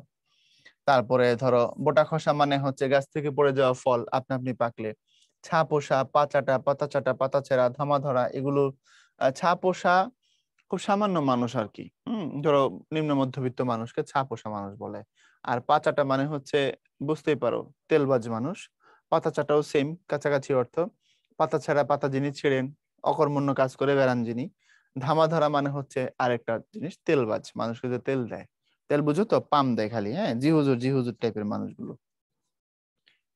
তারপরে এখানে সংখ্যাবাচক বহুব্রীহি এবং দ্বিগু খুবই ভাইটাল, খুবই ভাইটাল, খুবই ভাইটাল। কেন খুবই ভাইটাল? কারণ হচ্ছে, দেখো সংখ্যাবাচক বহুব্রীহি যেটা, এই যে 10, 10, 12, 4। এই যে দ্বিগু যেটা শতাব্দী, 100, 4, 5, 3, 4, 3। তাহলে দুটোর মধ্যে মিল কি? দুটোর মধ্যে মিল হলো দুটোই সংখ্যা দিয়ে শুরু, এটা হচ্ছে মিল। এখন একটা যেহেতু বহুব্রীহি আর একটা যেহেতু দ্বিগু, তোমাকে তো বলতেই হবে কেন বহুব্রীহি আর দ্বিগু আলাদা জিনিস। এটা বুঝতে পারলেই তো মামলা ডিসমিস। আমার কথা কি বুঝতে পারছো? এটা বুঝতে পারলেই মামলা ডিসমিস। তাহলে সংখ্যাবাচক বহুব্রীহি আর দ্বিগুর মধ্যে মিল কি? আমাকে আগে বলো, মিল কি? দেখি কে বলতে পারো, দুটোর মধ্যে মিল কি বলো। নাউরিন, সংখ্যা, গুড। সামি, সংখ্যা। আরো আরো সবাই বলতেছে, এখন অনেকের কথা উত্তর একসাথে হয়ে যাচ্ছে, আর পড়তে পারতেছি না। হ্যাঁ, নাম পড়তে পারছি না। হ্যাঁ, নাম্বার, সংখ্যা দিয়ে শুরু, এরকম বলবা সংখ্যা, বা পূর্বপদের সংখ্যা, বা বলবা সংখ্যা দিয়ে শুরু। এই জন্য সংখ্যা থাকার কারণে সংখ্যাবাচক বহুব্রীহিটার দ্বিগুটা দেখতে একই রকম হয়ে যায়। মানে খোলা চোখে প্রথম দেখলে তোমার দুটোকে এক মনে হবে। পার্থক্য কিভাবে করবো? আমি কিছু পার্থক্য লিখে দিছি, দেখো।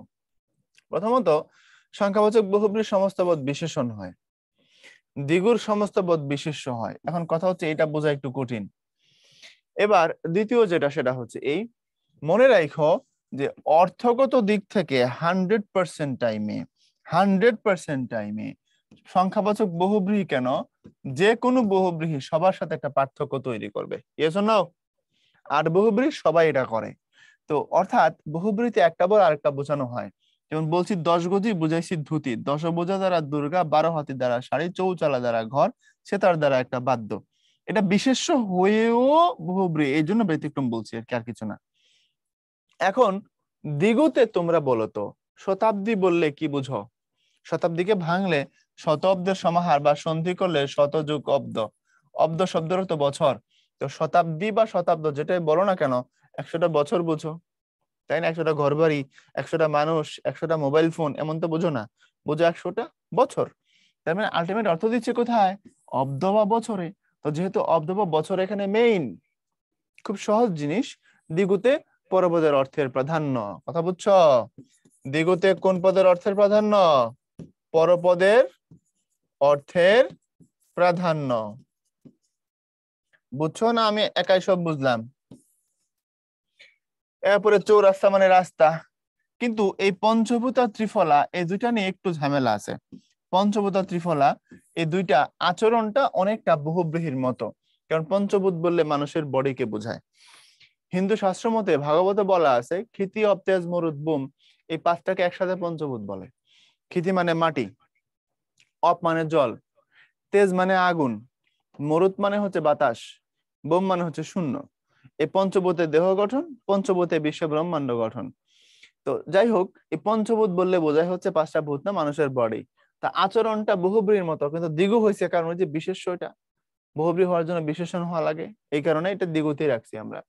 ত্রিফলা মানেও তোমার তিন ফলের সমাহার, কিন্তু মূলত এটা ঔষধ, মেডিসিন আর কি। আমলকি, হরিতকি আর বহেরা, এই তিনটাকে একত্র করে যদি খাও তুমি অনেক উপকার পাবা।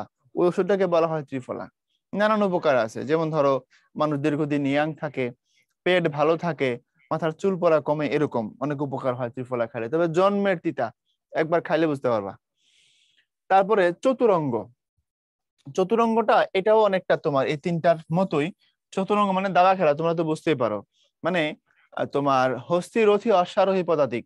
হস্তি মানে হচ্ছে হাতির বাহিনী, রথি মানে হচ্ছে যারা রথে যুদ্ধ করে, অশ্বারোহী মানে যারা ঘোড়ায় যুদ্ধ করে, পদাতিক মানে যারা পায়ে হেঁটে যুদ্ধ করে।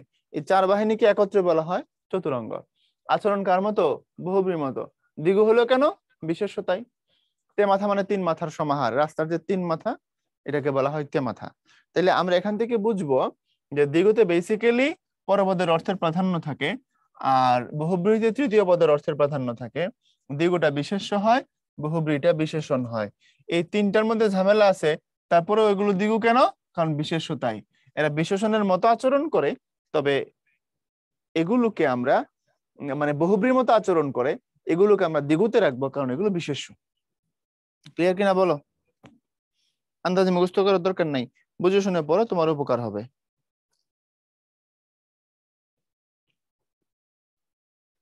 ক্লিয়ার? রেসপন্স করো।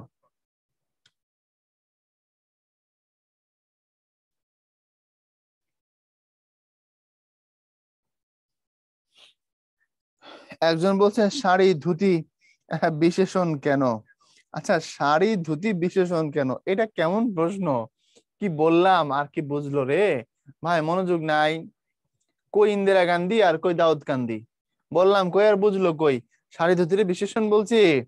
বিশেষণ বলছি হচ্ছে এই পদগুলোকে, এগুলো তো অর্থ। ধুতি, দুর্গা, শাড়ি, ঘর, এগুলো তো অর্থ। আমি তো বিশেষণ বলছি সমস্ত পদটাকে। সমস্ত পদ মানে 10 গদি, 10 ভুজা, 12 হাতি, চৌচালা। এবার বোঝা গেছে?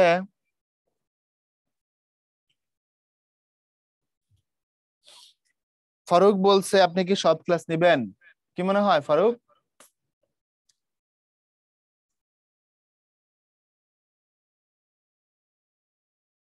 এই রাইদা, বোঝা গেছে?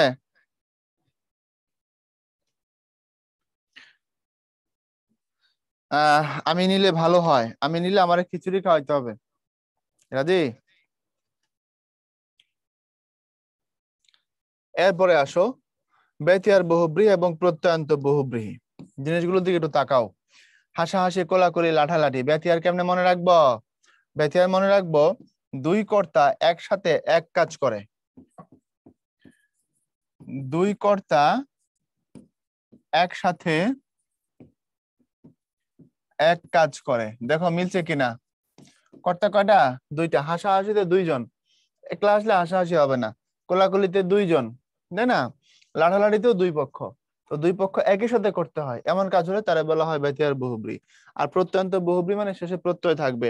দোমনা আ, দোটানাতেও আ যুক্ত, এক গুয়েতে এ যুক্ত, ঘরমুখতে ও যুক্ত, দুই দিকে মন যার তারে বলা হয় দোমনা, দুই দিকে টান যার তারে বলা হয় দোটানা। তোমরা কিছু মনে করো না, আমি যেটা জেনুইন অর্থ সেটা বোঝানোর জন্য বলছি। সাধারণত নারী হৃদয়ের সিদ্ধান্তহীনতাকে বোঝানোর জন্য দোমনা, দোটানা কথাগুলো বেশি ব্যবহার করা হয়। বলছি না একমাত্র, বেশি ব্যবহার করা হয়। আমরা সবাই অনেক সময় কনফিউশনে ভুগি। তো নর্মালি দোমনা বা দোটানা এগুলো দিয়ে মেয়েদের মনের সিদ্ধান্তহীনতাকে বোঝানো হয়। এরপরে এক গুয়ে, একদিকে গোজার মানে ঘাউরা টাইপের কিছু মানুষ আছে না, কিছুই বুঝতে চায় না। মানে এমন একটা বিষয় নিয়ে তর্ক করা শুরু করবে যেটা ও নিজেও বোঝে না, এমন জিনিস হলে তারা বলা হয় একগুঁয়ে। ঘর মুখ মানে হচ্ছে ঘরের দিকে মুখ যার, ঘরের দিকে মুখ যার মানে তুমি বলো ভাইয়া তাহলে ঘরের দিকে তাকাবো না, কোন দিকে তাকাবো? এটা এই অর্থে না যে খালি ঘরে থাকতে চায়। মানে বাঙালি জাতিকে রবীন্দ্রনাথ ঠাকুর মজা করে বলছেন এক জায়গায়, কবিতার নাম দুরন্ত আশা, পড়তে পারো দুরন্ত আশা। বলছে যে বাঙালি কি করে, বোতাম আটা জামার নিচে শান্তিতে শয়ান। বুঝছো? আরেক জায়গায় বলছে তৈল ঢালা স্নিগ্ধ তনু নিদ্রার রসে ভরা। অর্থাৎ বাঙালি অলস, ঘুমাইতে চায় বেশি, ভাত খায় আর ঘুমায়, ঘরমুখো, কোথাও কোনোদিন রাজ্য জয় করে নাই, কোথাও কোনো অভিযানে যায় নাই, চ্যালেঞ্জ নিতে চায় না, শাসন করে না শাসিত হয়েছে, শোষণ করে না শোষিত হয়েছে, সাম্রাজ্য বিস্তার করেনি অন্যের সাম্রাজ্যের অংশ হয়েছে। বলছে ইহার চেয়ে হতেম যদি আরব বেদুইন, যদি বাঙালি না হয়ে আরবের বেদুইন হইতাম কত ভালোই না ছিল। লাইফে স্ট্রাগল ছিল, লাইফে থ্রিল ছিল, দিনের বেলা মরুভূমি, রাতের বেলাও মরুভূমি, দিনে প্রচন্ড গরম, রাতে প্রচন্ড শীত। এই যে যাযাবর জীবন, এটার মধ্যে চ্যালেঞ্জ ছিল, লাইফকে তারা এনজয় করা যাইতো, ইত্যাদি ইত্যাদি। যাই হোক, তো ঘরমুখো বলতে বাঙালি জাতিকে বিভিন্ন জায়গায় বড় বড় রাইটার এগুলো বলছেন, কিন্তু আমরা ঘর ছেড়ে কোথাও যাইতে চাই না। বিশেষ করে বিয়ে শাদী করলে তো পোলা পান্ডার বাইরে পাওয়াই যায় না, ওরে মাথায় ইট মারলো, ও মাগরিবের পর আর ঘর থেকে বেরোবে না, বন্ধুরা মইরা যাক, পাওয়া যাবে না তাকে। বুঝছো কথা? তারপরে আসো মধ্যপদলোপী বহুব্রীহি। হাসি তো একাও হইতে পারে, আফতাব, এর মাথা ঠিক নাই। একা হাসতে আমি নিষেধ করছি, কিন্তু একা হাসলে কি এটা হাসাহাসি হবে? আফতাব, একা হাসলে কি হাসাহাসি হবে? ধরো তুমি তোমার রুমে বইসা জন্মের হাসি হাসতেছো, তো এখন তোমার আম্মু যায় বলবে তুমি হাসাহাসি করতেছো কেন, এটা বলবে? নাকি বলবে তুমি হাসতেছো কেন? কোনটা বলবে? বলবে তুমি হাসতেছো কেন, তাই না? কিন্তু যদি দুই বন্ধু থাকো, বলছে আমরা গ্রুপ স্টাডি করব, আর বৈশাখ কোন এক টপিক নিয়ে তারপরে দুজনে হুড়মুড় করে হাসছো, তখন সেটা হবে হাসাহাসি। এরপরে দেখো মধ্যপদলোপী বহুব্রীহি। আমরা বলছি মধ্যপদ নয়, মূলত বাক্যাংশ লোপ পায়, এটা বাক্যাংশ লোপী হইলে ভালো হইতো। যেমন বিড়ালের চোখের নাই চোখ যে নারী বিড়াল চোখী। দেখো এখানে এই পুরাটা লোপ পাইছে, এখানে যে অনুষ্ঠানে দেওয়া হয়, যে অনুষ্ঠানে পুরাটা লোপ পাইছে। ঠিক এই বিড়াল আর চোখ মিলে তো এখানে সমস্ত পদ, এখানে গা আর হলুদ মিলে এখানে সমস্ত পদ। ঠিক এখানে মিনির মুখের নাই মুখ যে নারীর, তারে বলা হয় মিনি মুখু। তাহলে দেখো মিনির মুখের নাই মুখ যে নারীর, তারে বলা হয় মিনি মুখু। হাতে খড়ি, হাতে খড়ি দেওয়া হয় যে অনুষ্ঠানে, তাহলে দেওয়া হয় যে অনুষ্ঠানে, বাক্যাংশ শেষের দিক থেকে লোপ পাচ্ছে, মাঝখানের পদ না। বুঝছো? কিন্তু নাম কেন জানি মধ্যপদলোপী বহুব্রীহি, হওয়া উচিত ছিল বাক্যাংশলোপী বহুব্রীহি। ডান। এখন কথা হচ্ছে এই মেনি মুখুর যে মেনি, এই মেনি কথার অর্থ কি দেখি, কে বলতে পারো? মেনির মুখের নাই মুখ যে নারীর, তারে বলা হয় মেনি মুখু। মেনি মানে কি বলো? ফারুক বলছে বাচ্চা বিড়াল, বিড়াল, মেয়ে বিড়াল।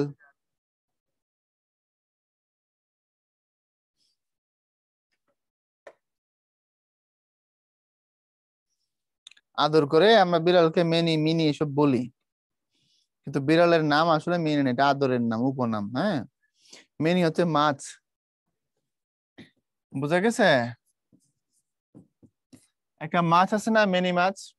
আমাদের ব্রাহ্মণবাড়িয়াতে, কুমিল্লা, কিশোরগঞ্জ ওই এলাকাটা বলে ভেদা মাছ, মানে বোকা আর কি। আমাদের এলাকায় বোকা বোঝানোর জন্য ভেদা কথাটা বলে। তো যারা ওই এলাকার আছে তারা সহজে চিনতে পারবা। মিনি মাছ, হলুদ টাইপের একটা মাছ দেখবা, বোকা শোকা টাইপের মাছ, মুখটা অনেক বড় হয়, হা করলে অনেক বড় মুখ হয়, ওই মাছটাকে মিনি মাছ বলে। যাকে তারপরে প্রত্যন্ত বহুব্রী একটু আগেই বলছি। এখন আসো নই বহুব্রী, মানে হচ্ছে শেষে না বাচক অব্যয় যুক্ত থাকে। শেষে, সরি শেষে না, আমি কি বলছি, শুরুতে, শুরুতে না বাচক, আমি একটু মুছে দিই।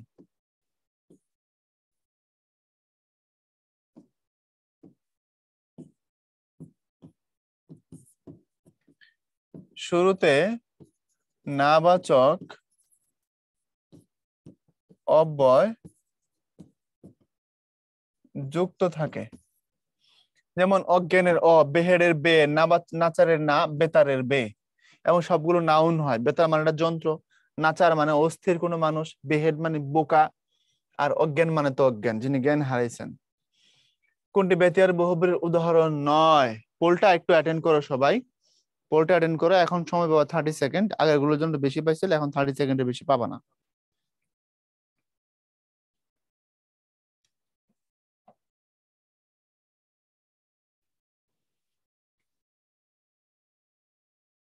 পোল দাও।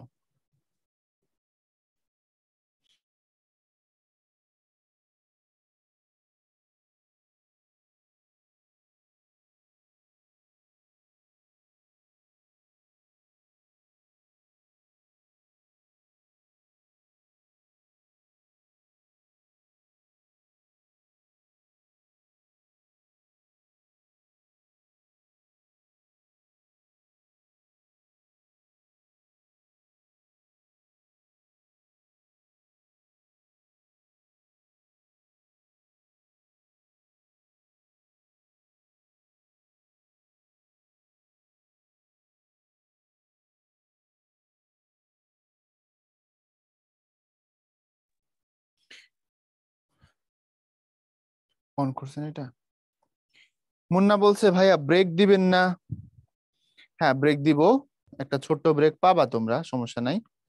একটু অপেক্ষা করো, খুব সংক্ষিপ্ত ব্রেক কিন্তু। হ্যাঁ, আমরা 2 নম্বর পোলটা একটু দেখি। কোনটি ব্যথি আর বহুব্রীর উদাহরণ নয়? তোমরা 94% মানুষ সঠিক উত্তর দিছো। আমি খুশি, খুবই খুশি। 100 হইলে আরো বেশি খুশি হয়ে যাইতাম। অসুবিধা নাই, পরের পোলে আশা করবো তোমরা 100 করবা। ওকে, আচ্ছা, উত্তর হলো এক চোখা এটা। কারণ দেখা দেখি ঠেলাঠেলি কিলাকিলি সবগুলো দুই কর্তার কাজ একসাথে করা। এক চোখা প্রত্যন্ত বহুব্রীহি। আর আমরা বাক্য শুদ্ধি প্রয়োগ বহুব্রী নিয়ে কথা বলবো, তার আগে একটা ছোট্ট ব্রেক। কতক্ষণ দিব ব্রেকটা বলো তো? বলো দেখি, সবার মতামত একটু শুনি। সকালবেলা সবাই একটু চাটা খায় ফেলবা মাঝখানে, হ্যাঁ? না, 10 মিনিট বোধহয় বেশি হয়ে যাবে। 5 মিনিট কম হয়ে যাবে, আমরা মাঝামাঝি নিলাম। আমরা নিলাম 7 মিনিট। ফিরবো 7 মিনিট পর। ভালো থাকবা। এবং আহ কি বলে, কথা বলবো 7 মিনিট পরে। আশা করি এর এর মধ্যেই হয়ে যাবে আমাদের, তাই না? ওকে, ডান।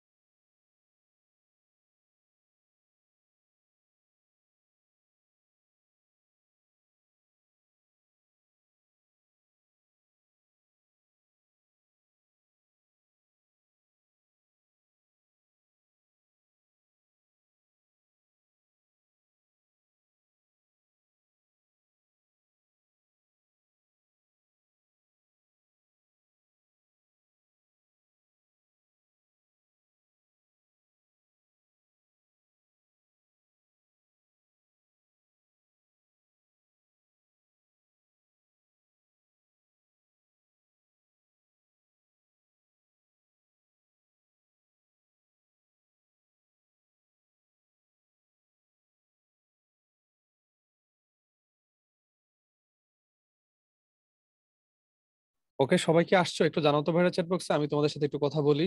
সবাই শুনতে পাচ্ছ কিনা ক্লিয়ার, একটু জানাও চ্যাট বক্সে ভাইরা। হ্যাঁ, সবাই চলে আসছো। তো একটা অ্যানাউন্সমেন্ট হচ্ছে তোমাদের, আজকে থেকে হচ্ছে আমাদের আইসিটি প্রোগ্রাম শুরু হচ্ছে, মানে শুরু তো হবে মানে নেক্সট উইক থেকে। তো এখন হচ্ছে আজকে ফ্রি ক্লাস তোমাদের, আইসিটি ফ্রি ক্লাস, সেটা হচ্ছে সন্ধ্যা 7:30টায়। তোমরা হচ্ছে ওইটাতে চাইলে জয়েন করতে পারো সবাই, যারা হচ্ছে ফেসবুকে আছো এবং হচ্ছে আমাদের জুমে আছো। তোমরা যারা হচ্ছে আমাদের আইসিটি প্রোগ্রাম সম্পর্কে এর আগে জানতে চাইছিলা কবে থেকে শুরু হচ্ছে, আজকে সন্ধ্যা 7:30টা থেকে হচ্ছে তোমাদের আইসিটি প্রোগ্রামের ফ্রি ক্লাস শুরু হচ্ছে। ঠিক আছে, তোমরা অবশ্যই ক্লাসে জয়েন করবা।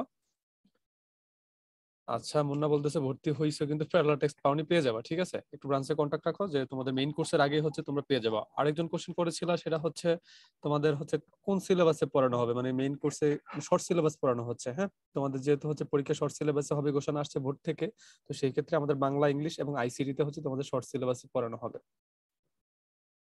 আফতাব কোশ্চেন করেছে হবে প্রিন্টেড বইগুলা কি ব্রাঞ্চে পাঠানো হয়েছে কিনা। হ্যাঁ, একটু কষ্ট করে তোমার যে নিকটস্থ ব্রাঞ্চ আছে তুমি হচ্ছে ওইখানে একটু যোগাযোগ রাখো, তাইলে হচ্ছে তুমি জেনে যাবা যে ওই ব্রাঞ্চে গেছে কিনা। হ্যাঁ, আর আরেকটা কথা বলে দিচ্ছি, সেটা হচ্ছে বাংলা ইংলিশের আমাদের মেইন কোর্সটা শুরু হচ্ছে 14 তারিখ থেকে। আজকে হচ্ছে তোমাদের লাস্ট ফ্রি ক্লাস। হ্যাঁ, গতকাল তো ইংলিশ হয়েছিল, আজকে হচ্ছে বাংলা ফ্রি ক্লাস চলতেছে। তো দেন মেইন কোর্স হচ্ছে আমাদের পরবর্তী যে নেক্সট উইক শুক্রবার থেকে মানে শুরু হচ্ছে। তো তোমরা যারা হচ্ছে ফেসবুকে আছো এখনো ভর্তি হওনি, তো আমাদের চাইলে কোর্স হচ্ছে এনরোল করে ফেলতে পারো। ঠিক আছে, তো আমরা হচ্ছে এখনই ক্লাসে মানে ফিরে যাচ্ছি।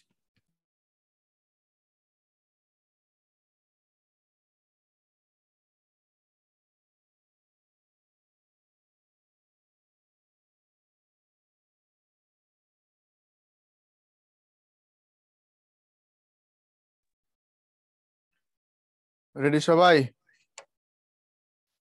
শুনতে পাচ্ছ আমাকে?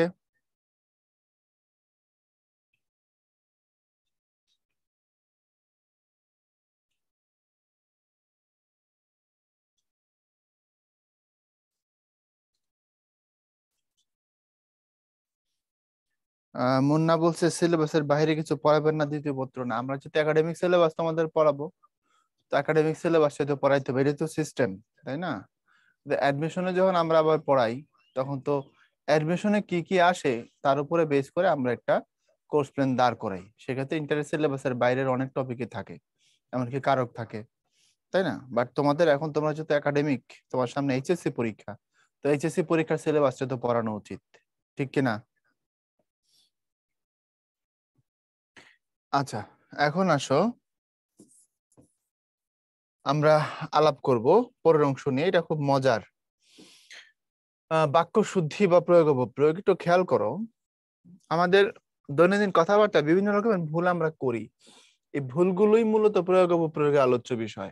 আমরা কথা বলার সময় যে ভুলগুলো নর্মালি করে ফেলি, তো দেখো বিভিন্ন রকমের ভুল আছে আমাদের কথায়, আমাদের লেখায়। তো প্রথমত এখানে বানান ঘটিত অশুদ্ধি, এটা প্রথমে আলোচনা করব আমরা। তারপরে সাধু চলিত রীতি, তারপরে প্রত্যয় ঘটিত, সমাস ঘটিত, নানান রকমের ভুল আছে। সেই ভুলগুলো কেমন কি, সেগুলো নিয়ে চলো আমরা আলোচনা করি। এখানে বানান ঘটিত অশুদ্ধি মানে হচ্ছে, যেগুলো তুমি দেখতে পাচ্ছ সবগুলোতে কোনো না কোনো একটা বানানে ঝামেলা আছে, এবং ওই বানান ঠিক করে দিলে পুরো উত্তরটা ঠিক হয়ে যাবে আর কি। তাহলে প্রথমটা হচ্ছে, আমার আকাঙ্ক্ষা পূর্ণ হলো না, বিদ্বান ব্যক্তিগণ সম্মানিত হন, ভুল লিখতে ভুল করো না, পুরস্কার বিতরণের অনুষ্ঠানের পরিবেশ এত অপরিষ্কার, তোমার কথায় সান্ত্বনা পেলাম। এখন দেখো, আমার আকাঙ্ক্ষা পূর্ণ হলো না, এর মানে এই যে এই বানানটা দেখতে পাচ্ছ, এটা ভুল। তোমাদের বানানে ব্যাকরণ এটা খুব কাজে লাগে, তাই না? ওখানে শুদ্ধ বানান ঠিক করার ক্ষেত্রে আর কি, বানান যে ঠিক করো তোমরা, ভুলটা দিয়ে দিয়ে তোমরা শুদ্ধটা লিখে আসো। এই বানানটা খুব ভালো মতো দেখো, আকাঙ্ক্ষা প্রচুর আসে, আকাঙ্ক্ষা, সমীচীন, সান্ত্বনা, এগুলো খুব আসে। আকাঙ্ক্ষা বানানটা কেমন? আদিবা, তারপরে ক, হ্যাঁ খ না, তারপরে উ, তার সাথে হচ্ছে ক্ষিয়, এ হচ্ছে আকাঙ্ক্ষা বানান। আচ্ছা, বিদ্বান ব্যক্তিগণ সম্মানিত হন, সম্মানিত হন বিদ্বান ব্যক্তিগণ, যে বিদ্বান আর সম্মানিত রস্বইকার। এই যে বিদ্বান যে করবা তুমি, বিদ্বানটা কেমন? এ হচ্ছে বিদ্বানের ঠিক বানানটা, মাথায় রেখে দিও। ওকে। আচ্ছা, ভুল লিখতে ভুল করো না, বলো এখানে ঝামেলা কি? এই হলো ভুল, এই হলো ভুল, ভুল বানানে ভুল, তাই না? ভুল বানানে ভুল, অর্থাৎ ভুলকে তুমি ঠিক করে দিলেই হয়ে যাবে। পুরস্কার বিতরণী অনুষ্ঠানের পরিবেশে তো অপরিষ্কার, এটা 35তম বিসিএস এর একটা প্রশ্ন আর কি। তোমাদের একটু শিখাই দেখছি, আপনার একটু বুঝো। মনে রেখো নত্য এবং সত্য বিধানে যদি অধ্বনি আসে তারপরে সবসময় দন্ত স আসে, আর যদি ই ধ্বনি আসে অথবা উ ধ্বনি আসে তারপরে সবসময় মূর্ধন্য স আসে। দন্ত স আসে কখন? অধ্বনির পরে। অর্থাৎ তুমি যখন বলবা পুরস্কার, পুর, পুর্র, অ আসছে, ও আসার কারণে এটা হবে দন্ত স। তুমি যখন বলবা, তুমি যখন বলবা নমস্কার, নম, ও আসার কারণে কি হবে? দন্ত স। তুমি যখন বলবা হচ্ছে আহ তিরস্কার, তীর, অ আসছে, সুতরাং এটাও কি? দন্ত স। কিন্তু তুমি যখন বলবা আবিষ্কার, আবি, কি আসছে বলো? আবি, আবি, ই আসছে, তো ই আসলে আবির পরে হবে মূর্ধন্য স, আবিষ্কার। তারপরে ধরো তুমি বললা পরিষ্কার, পরি, ই আসছে, তুমি বলবা মূর্ধন্য স। কথা কি বোঝা গেছে? ধরো তুমি বললা হচ্ছে চতুষ্পদ, চতু, উ আসছে, সুতরাং এটাও হচ্ছে মূর্ধন্য স। এখন পুরস্কার এটা ভুল, কারণ মূর্ধন্য স দিয়ে রাখছে। অপরিষ্কারের পরিষ্কার এটাও ভুল, কারণ দন্ত স দিয়ে রাখছে। এখানে কি হবে? এখানে হবে মূর্ধন্য স, আর এখানে হবে দন্ত স। মামলা ডিসমিস। বুঝছো কথা? এবার জানাই দাও, দ্রুত বলো। তোমার কথায় সান্ত্বনা পেলাম, সান্ত্বনা বানান ভুল, এটা তোমাদের কাছ থেকে নিব। বলো, তোমরা সান্ত্বনা বানান চ্যাট বক্সে লিখে দাও, আমি দেখতেছি। যারটা ঠিক হবে সবার আগে তার নাম ঘোষণা করে তার পুরস্কার ঘোষণা করে দেব। বলো, পুরস্কার হচ্ছে কি? একরাশ উষ্ণ দোয়া। না, রুহি হচ্ছে না। রায়হান মাথা খারাপ হয়ে গেছে, ইংলিশে লিখলে বুঝবো। সামি হচ্ছে না। তারপরে না, হচ্ছে না। আফতাব হলো না। পাঞ্চি হয় নাই। আর কেউ? কে আছো? জোয়ান হও আগোয়ান, হাকিজে ভবিষ্যৎ। রৌনক হচ্ছে না। অব্র, বিজয়, এগুলা দিয়ে লেখা যাচ্ছে না, এই তো। আই রে, সান্ত্বনা, সান্ত্বনা।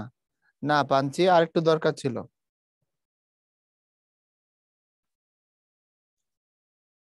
বিষয় কি এত কঠিন বানান? এত ঝামেলা হয়ে গেল? আচ্ছা, সান্ত্বনা বানান হচ্ছে প্রথমত শুরু করবা দন্ত স দিয়ে, তারপরে এই যে তর নিচে বফলাটা দিবা পরের বার। এ হচ্ছে কথা।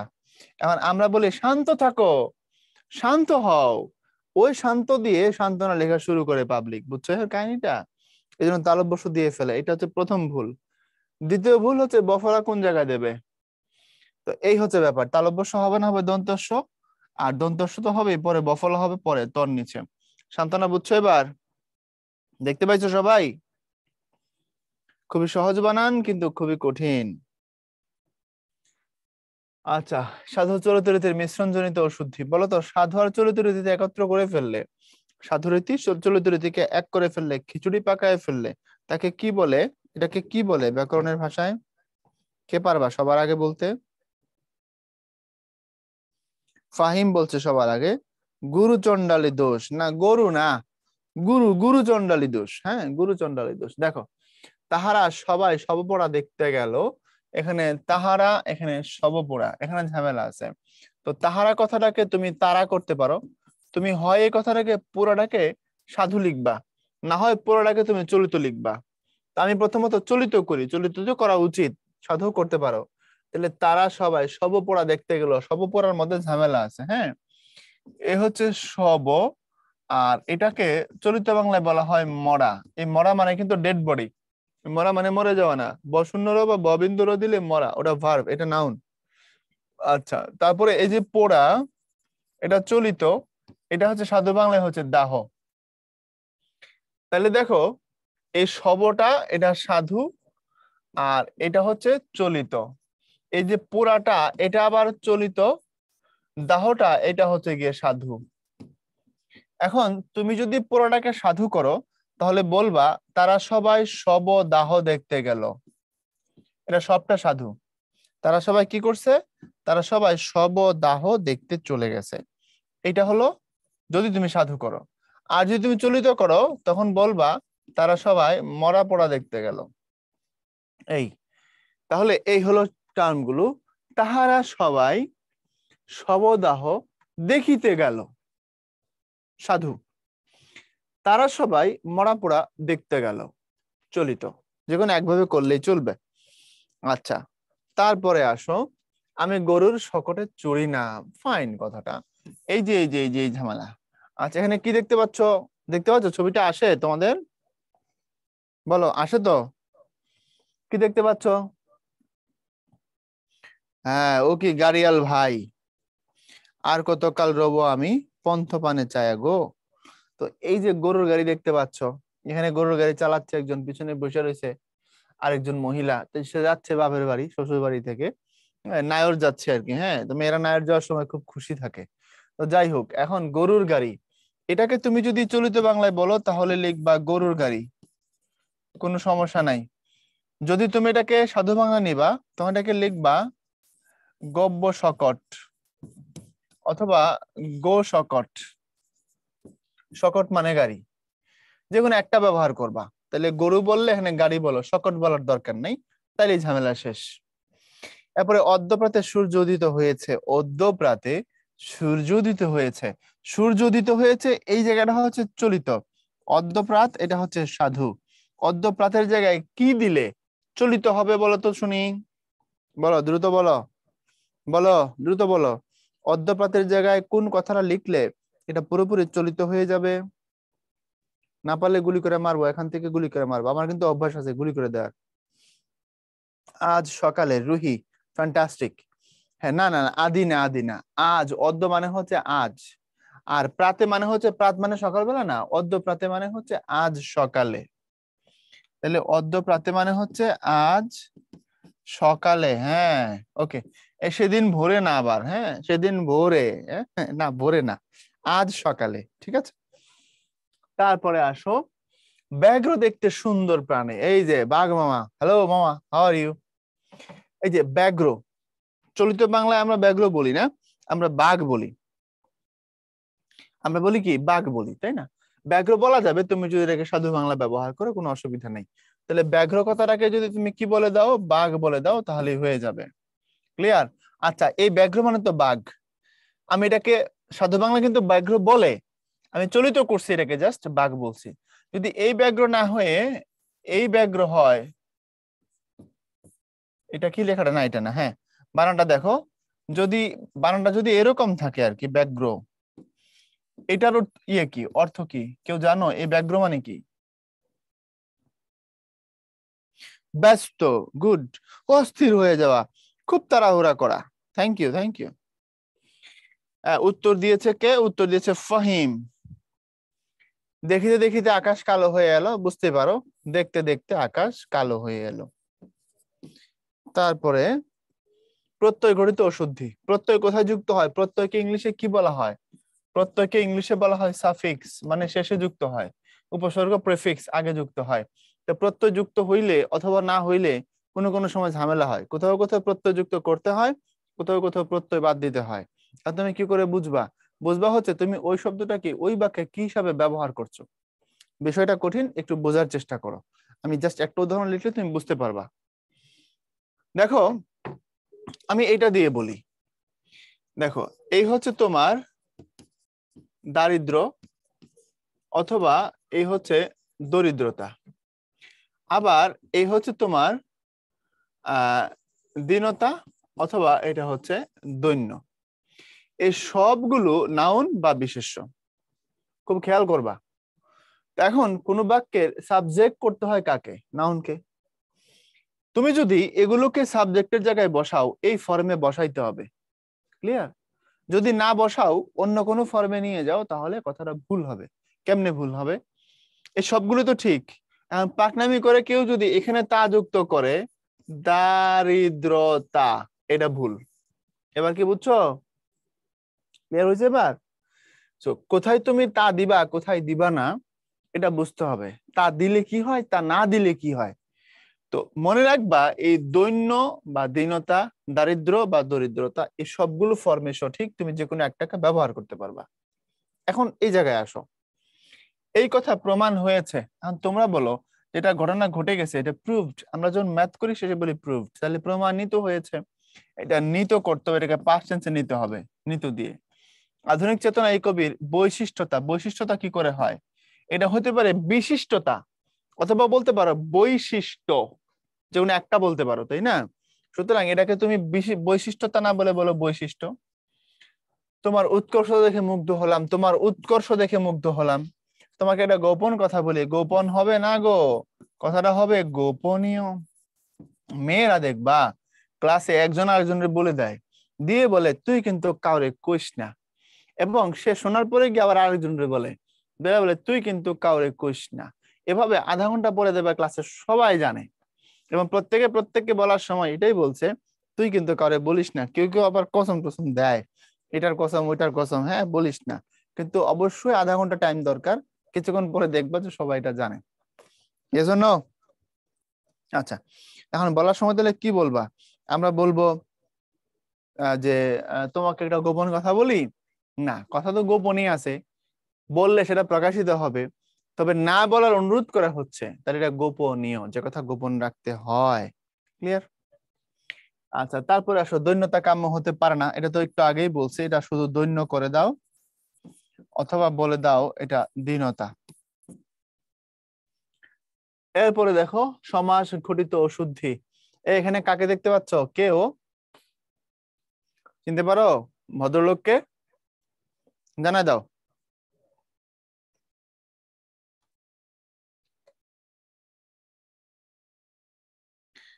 চিনতে পারো নাই?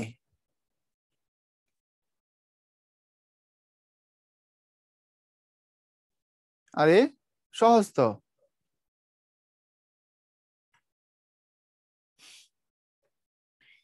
উনি একজন খাদক। পরিচয় হয়ে গেল না? কেমনে বার্গারটারে ধরছে, দেখলে মনে হচ্ছে যে কামড়ায় খাওয়ার সময় ওর নাই, যদি পুরাটা একবারে চালান করে দিতে পারতো তাহলে খুশি হইতো, তাই না? এই যে দেখছো এখানে কিছু একটা আছে আর কি। তো দেখো, আকণ্ঠ পর্যন্ত ভোজনের স্বাস্থ্যহানি ঘটে। একটু খেয়াল করো, এই কণ্ঠ পর্যন্ত এটাকে বলা হয় আকণ্ঠ। তাহলে এখানে মানে হচ্ছে পর্যন্ত। ক্লিয়ার? মানে কি এখানে পর্যন্ত। কিন্তু আমরা এই আকণ্ঠ বলে আবার যদি কেউ বলে আকণ্ঠ পর্যন্ত, এই যে আকণ্ঠ পর্যন্ত, এটা হবে না। সমাসেও সমস্যা হইলো, আবার বাহুল্য দোষ হইলো। আমরা যে কত কথা বলি, বলার সময় আগা নাই মাথা নাই, সমানে ভুল করি। দেখো, খায়রুল্ল তোর লম্বা মাথার কেশ, খায়রুল্ল তোর লম্বা মাথার কেশ। এই তোর লম্বা মাথার কেশ, এখন লম্বা কথা কার আগে বসছে? লম্বা বসছে মাথার আগে। তাইলে লম্বা মানে লং, মানে এটা একটা মডিফায়ার, মানে এটা অ্যাডজেক্টিভ। অর্থাৎ লম্বা কথাটা হচ্ছে অ্যাডজেক্টিভ, আর মাথা কথাটা হচ্ছে নাউন। তাহলে মাথাকে মডিফাই করছে কে? লম্বা। এর দ্বারা বোঝাচ্ছে মাথাটা লম্বা। কোন মেয়ের মাথা যদি লম্বা হয়, চিরল দাঁতে হাসি দিয়ে পাগল করলি দেশ, মাথা লম্বা, দাঁত চিরল হোক আর যাই হোক, তার জন্য কেউ পাগল হবে না। তাহলে তুমি এখানে নিশ্চয় বোঝাতে চাচ্ছ খায়রুল্ল তোর মাথার লম্বা কেশ। এসো নাও, তাহলে তুমি বসাবা কোথায়? তুমি বসাবা কেশের আগে, তোর মাথার লম্বা কেশ। হিসাব কি বোঝা গেছে? হ্যাঁ, এখানে বলতে পারো যে সাহিত্যের বাজারে তো ভাইয়া সব বৈধ। হ্যাঁ, এটাও সত্য কথা, সাহিত্যের বাজারে সব বৈধ। তুমি যখন সাহিত্য লিখবা তখন এগুলো করতে পারো, তবে যেহেতু সুযোগ আছে তুমি এটা করতে পারো, এভাবেই করলেই হয়। ছন্দও কমে না, মাত্রাও কমে না। তোর লম্বা মাথার কেশ না বলে তোর মাথার লম্বা কেশ, এটাই বলা ভালো। কারণ তুমি আসলে লম্বা দ্বারা বোঝাতে চাচ্ছ কি? বোঝাতে চাচ্ছ কেশকে, মাথাকে না। সুতরাং যাকে তুমি মডিফাই করতে চাও ঠিক তার আগে মডিফায়ার দিতে হয়। আচ্ছা, আমাদের প্রমোশনাল ভিডিওতে আমি একটা হ্যাক্স বলছিলাম, তোমরা কি দেখছো এই ভিডিওটা? আমার যথেষ্ট ক্ষতি হয়েছে। দেখছো ওই হ্যাক্সটা? প্রথম দিকে ছিল এই কথাটা আমার। কারা কারা দেখছো বলো তো?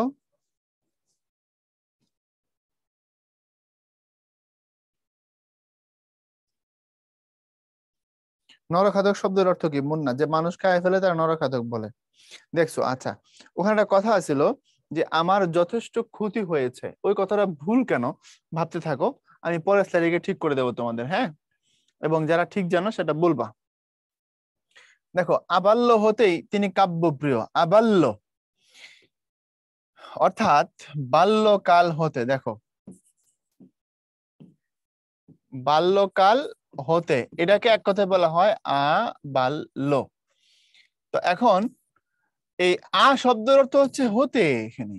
তো তুমি আবার এখানে আবাল্যতে দিছো, আবার এখানে হতে দেওয়ার দরকার নাই, তুমি বলো আবাল্য তিনি কাব্যপ্রিয়, অথবা তুমি বলতে পারো বাল্যকাল হতেই তিনি কাব্যপ্রিয়, যেকোনো একটা নিতে পারো, সবগুলো নেওয়ার দরকার নেই। এরপরে সমাজ ঘটিত অশুদ্ধি, সংবাদপত্র পড়া উত্তম অভ্যাস, বৃক্ষটি সুমূল উৎপাদিত হয়েছে, আপনি স্বস্তিকে আমন্ত্রিত। এই দেখো আরো ঝামেলা আছে, সংবাদপত্র পড়া উত্তম অভ্যাস, এই যেগুলো শব্দ সমাজ দ্বারা তৈরি হয় ওদেরকে একসাথে রাখতে হয়। সমাজ গঠিত শব্দের মাঝখানে কি থাকে না, স্পেস থাকে না। মানে তুমি এখানে সংবাদ আর পত্রকে একসাথে করে লিখলেই হয়ে যাবে সংবাদপত্র। বৃক্ষটি সমূল উৎপাদিত হয়েছে, সমূল বলার দরকার নাই, এই শব্দের অর্থ হচ্ছে সাথে বা সহ। তাহলে এখানে ওখানে সহ দরকার আছে না বলার, তুমি এটাকে বলো বৃক্ষটি সমূলে উৎপাদিত হয়েছে। বৃক্ষটি সমূলে কি হয়েছে, উৎপাদিত হয়েছে। একটু বড় করতে হবে, হাত লাগছে কোথাও। বৃক্ষ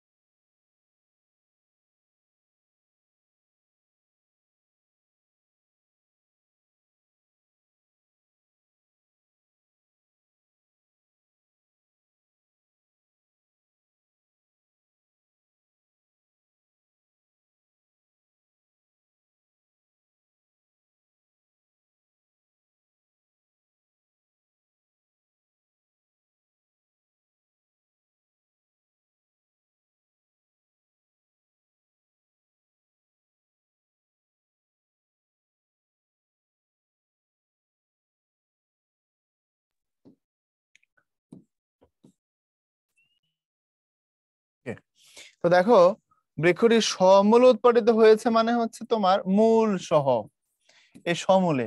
অথবা তুমি বলতে পারো না বলে তুমি ডিরেক্ট বলে দিতে পারো বৃক্ষটি মূল সহ উৎপাদিত হয়েছে। এর মানে তুমি সবগুলি বলবা, বলবা, সহ বলবা না, যেকোনো।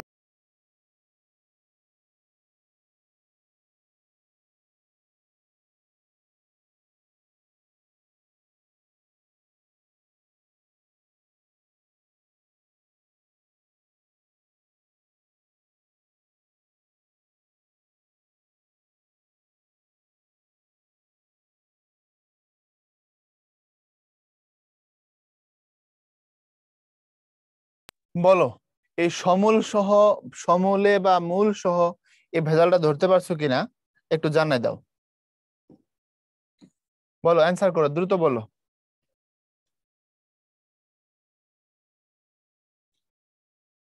ওকে, থ্যাংক ইউ। এবার আসো, আপনি স্বস্তিকে আমন্ত্রিত, কত বড় ঝামেলা আছে এই কথা জানো? স মানে সাথে, এই মানে হচ্ছে সাথে, আর যদি স্বর নিচে তুমি বফলা দাও, এই মানে হচ্ছে নিজ। এখন ধরো তুমি আমারে বললা, ভাইয়া আমার বাড়িতে কালকে আপনার খিচুড়ির দাওয়াত, আপনি স্ত্রীকে আইসেন, এমন ভাবে আমাকে মেসেজ লিখছো, আমি তো মাইন্ড করব যে আমাকে সে সন্দেহ করছে, আমি হয়তো আরেকজনের বউ নিয়ে দাওয়াত খেতে যেতে পারি। হ্যাঁ, ভাইয়া নিজের বউ নিয়ে আইসেন, এটা কাউকে বলা যায়? বলতে হবে হ্যাঁ ভাবি সহ আইসেন। তাহলে ভাবি সহ আইসেন বা স্ত্রী সহ আসবেন, এর মানে শুধু দন্ত স হবে, বফলা হবে না। আপনি সস্ত্রীক আমন্ত্রিত অর্থাৎ পরিবার সহ আসবেন। আর ওই যে বৃক্ষ মূল সহ উপরে পড়ে গেছে, বুঝছো এবার? আচ্ছা, তারপরে দেখো, তোমার অশ্রু জল আমি সইতে পারি না, একটা চোখ দেখতে পাচ্ছি আমরা, এবং চোখের নিচে এক ফোঁটা জল আছে, দেখতে পাও জলটা, নাকি খালি চোখটা দেখতে পাও? চোখ দেখলেই হবে? চোখের কান্নাও দেখতে হবে, তাই না? চোখ দেখলে হবে না, চোখের কান্নাও দেখতে হবে। তাহলে তোমার অশ্রু জল আমি সইতে পারি না। আচ্ছা ভাইয়া, এই যে ঝামেলাটা, এই হচ্ছে অশ্রু, আর এটার অর্থ হচ্ছে চোখের জল। এখন বলো তো, অশ্রু বললে জল বলার দরকার আছে? দরকার নাই। বলতে পারো তোমার চোখের জল আমি সইতে পারি না, অথবা তোমার অশ্রু আমি সইতে পারি না। তার বইমাত্র সহোদর অসুস্থ, মারাত্মক এটা কোশ্চেন। দেখো, এই বিমাতা মানে হচ্ছে সৎমা, আমরা যে সৎমার যে কনসেপ্টটা বলি না, এটা হচ্ছে বিমাতার অর্থ আর কি। হ্যাঁ, আচ্ছা, আর সহোদর মানে কি আমি লিখে দিচ্ছি। সহোদর মানে হচ্ছে একই মায়ের সন্তান। এখন বলো তো, যদি বৈমাত্রেয় হয় তখন কি আর সহোদর হওয়ার সুযোগ আছে? বলো, সৎ মায়ের সন্তান কি আর সহোদর হবে? দ্রুত বলতে হবে। হবে না। বৈমাত্রেয় হইলে সহোদর হওয়ার চান্স নাই, সহোদর হইলে বৈমাত্রেয় হওয়ার চান্স নাই। দুটা ভিন্ন জিনিস, দুটা আলাদা জিনিস। তাহলে বৈমাত্রেয় হইলে সহোদর হবে না, ভাই হইতে পারে। Yes or no? বুঝো না এই কথাটা? বৈমাত্রেয় হইলে সহোদর হবে না, এটা ঠিক, কিন্তু ভাই হতে বাধা নাই। সৎ ভাই হতে পারে, সৎ বোন হতে পারে। সো আমরা বৈমাত্রেয় বলার পরে আর সহোদর কথা নিতে পারবো না, এটার দ্বারা সম্ভব না। কারণ বৈমাত্রেয় হয়ে গেলে সহোদর থাকে না, তাহলে তার বৈমাত্রেয় ভাই অসুস্থ, এটাই ঠিক। তার সমতুল্য জ্ঞান এখানে নাই, সম এবং তুল্য যে কোনো একটা নিবা, তাইলেই হবে। পরীক্ষা চলাকালীন সময় বিরক্ত করবেন না, চলাকালীন সময়, এই কাল মানেও সময়, সময় মানেও সময়, দুটোই নিবা না একটা নিবা? একটা নিবা। পরীক্ষা চলাকালীন বিরক্ত করবেন না, অথবা পরীক্ষা চলার সময় বিরক্ত করবেন না। এরপরে শব্দ প্রয়োগজনিত শুদ্ধিকরণ, এখানে সবই ঠিক আছে, কিন্তু এই শব্দ এখানে আসবার কথা না, ভুলে নিয়ে আসছো এমন কিছু আর কি। যেমন তোমার কথায় অপমান হলাম, অপমান হলাম হবে না, কথাটা হবে অপমানিত হলাম। খুব লজ্জাস্কর ঘটনা, লজ্জাস্কর নামে আমাদের ভাষায় কোনো শব্দ নাই, যেটা আছে সেটা হচ্ছে লজ্জাকর। আমার তুমি করিবে ত্রাণ এনহে মোর ইচ্ছা, এটা কবিতার লাইন, এনহে মোর প্রার্থনা, রবীন্দ্রনাথের কবিতা এটা। মা বলিতে প্রাণ করে আনচান, চোখে যায় জল ভরে না, চোখে আসে জল ভরে, চোখে আসে জল ভরে। কোন কবিতা এটা? বলো। বুক ভরা মধু বঙ্গের বধু জল লয়ে যায় ঘরে, মা বলিতে প্রাণ করে আনচান, চোখে আসে জল ভরে। কোন কবিতা? এরপরে বাক্যে পদক্রম জনিত, পদক্রম তো বুঝো, সিকোয়েন্স। আমাদের বাক্যের যে সিস্টেম সেটা কি? প্রথমে বাংলা বাক্যে বসে হচ্ছে কর্তা, তারপরে বসে হচ্ছে কর্ম, তারপরে বসে হচ্ছে ক্রিয়া, এটাই হলো সিস্টেম। এটা না পদক্রম, এটাকে আমরা সংক্ষেপে বলি হচ্ছে আসত্তি। তা আসত্তি যদি মেনটেন না করো, ওই কবিতার নাম 2 বিঘা জমি, তোমরা এইটে পরে আসছো, এখন ভুলে গেছো। এখানে খাঁটি গরুর দুধ পাওয়া যায়, হবে না। তুমি খাঁটি দ্বারা কি গরু বুঝাইতে চাও না দুধ বুঝাইতে চাও? তুমি দুধ বুঝাইতে চাও, তাহলে খাঁটিটা হবে দুধের আগে, এই আর কিছু না। আশ্চর্য মন কথা তো আগে শুনিনি, এমন আশ্চর্য কথা তো আগে শুনিনি। তাও আশ্চর্য হবে না, কথাটা হবে আশ্চর্যজনক। কারণ আশ্চর্যজনক কোনো কিছু শুনলে আমরা আশ্চর্য হই, তাই না? এমন আশ্চর্যজনক কথা তো আমরা আগে শুনিনি। তারপরে ধরনের স্পর্শে বসন্তের সর্বাঙ্গ শিউরে উঠে। এই বসন্ত ধরণীকে স্পর্শ করে নাকি ধরণী বসন্তকে স্পর্শ করে? বাস্তবতা হচ্ছে ধরণী বসন্তকে স্পর্শ করে, নাকি বসন্ত ধরণীকে? বলো। বসন্ত ধরণীকে স্পর্শ করে। তাহলে আমি এখানে উল্টা লিখছি, আমি বলছি ধরণীর স্পর্শে, কথাটা হবে বসন্তের স্পর্শে ধরণীর সর্বাঙ্গ শিউরে উঠে। এরপরে সে হাবুডুবু সাগরে দুঃখ খাচ্ছে না, সে দুঃখের সাগরে হাবুডুবু খাচ্ছে। এই শব্দগুলো বহুল প্রচলিত, তবে এগুলো অপপ্রয়োগ। কিভাবে? অশ্রুজল একটু আগেই বলছি, অশ্রুজল এটা ভুল। এরপরে অজ্ঞানতা, কথাটা ঠিক, কোন জায়গায় ব্যবহার করবে তার উপর ডিপেন্ড করবে তুমি কি বলছো। অজ্ঞানতা মানে জ্ঞান হারিয়ে ফেলা, কেউ সেন্সলেস হয়ে গেছে। মনে করো একটা মৃগী রোগী, কয়দিন পর পর সে জ্ঞান হারায় ফেলে, খিঁচুনি আসে, তাহলে আমি বললাম যে অজ্ঞানতা তার বৈশিষ্ট্য, মানে মাঝে মধ্যে সে জ্ঞান হারায়, এটা ঠিক। কিন্তু কেউ লেখাপড়া জানে না, সেটা বলবো অজ্ঞতা, ওখানে অজ্ঞানতা বললে বাক্যটা ভুল হয়ে যাবে। আচ্ছা, আয়ত্তাধীন, যেটা আয়ত্ত সেটাই অধীন, এটা বাহুল্য দোষ, দুটি বলার দরকার না, তুমি বলবা আয়ত্তাধীন না বলে বলবা আয়ত্তে আছে, অথবা সে আমার অধীনে আছে, চলবে। আকণ্ঠ পর্যন্ত বলছি। আশ্চর্য এই কথাটা ঠিক আছে, কোথায় ব্যবহার করবা তার উপর ডিপেন্ড করবে। যেমন আমি আশ্চর্য হয়েছি, ভুল না ঠিক? বলো। আমি আশ্চর্যান্বিত হয়েছি, তাই না? আশ্চর্যজনক কোনো কিছু দেখলে আমরা আশ্চর্যান্বিত হই, ওকে। আবার আশ্চর্যজনক বা আশ্চর্য কথাটা কাছাকাছি, আমরা সবাই বলি কি আশ্চর্য। তো আমরা যখন কোনো সারপ্রাইজিং কিছু দেখি আমরা আশ্চর্য হই না, আমরা মূলত আশ্চর্যান্বিত হই, এটা মাথায় রাখতে হবে। তারপরে দেখো ইদানিং কালে, ইদানিং মানে সাম্প্রতিক কাল, তো ইদানিং বলার পরে কাল বলবা কেন, দরকার নাই। তারপরে জন্ম বার্ষিকী হবে না, এটা হবে শুধু জন্ম বার্ষিক, ঈদের দরকার নাই। এখানেও হবে শতাব্দ, কারণ কথাটা হচ্ছে শত আর অব্দ, আমরা হয়তো একটা ই দেই, বিদেহী আত্মা নয়, কথাটা হবে বিদেহ আত্মা, এটা ভুল, মারাত্মক ভুল, কথাটা বিদেহ আত্মা হবে। জন্ম জয়ন্তী, এটা বুঝতে হবে। এই জয়ন্তী কথার অর্থ হচ্ছে জয়ের জন্য যে উৎসব, জয়ের জন্য যে উৎসব তারে বলা হয় জয়ন্তী। এখন আমরা স্বাধীনতার সুবর্ণ জয়ন্তী বা 50 বছরের পূর্তি উৎসব পালন করেছি, তাই না? তো এখন সুবর্ণ জয়ন্তী ঠিক আছে, জয়ের জন্য যে উৎসব, তো জন্মের জয়ন্তী হয় নাকি? জন্ম জয়ন্তী কথাটা ভুল, এটা বলা যাবে না।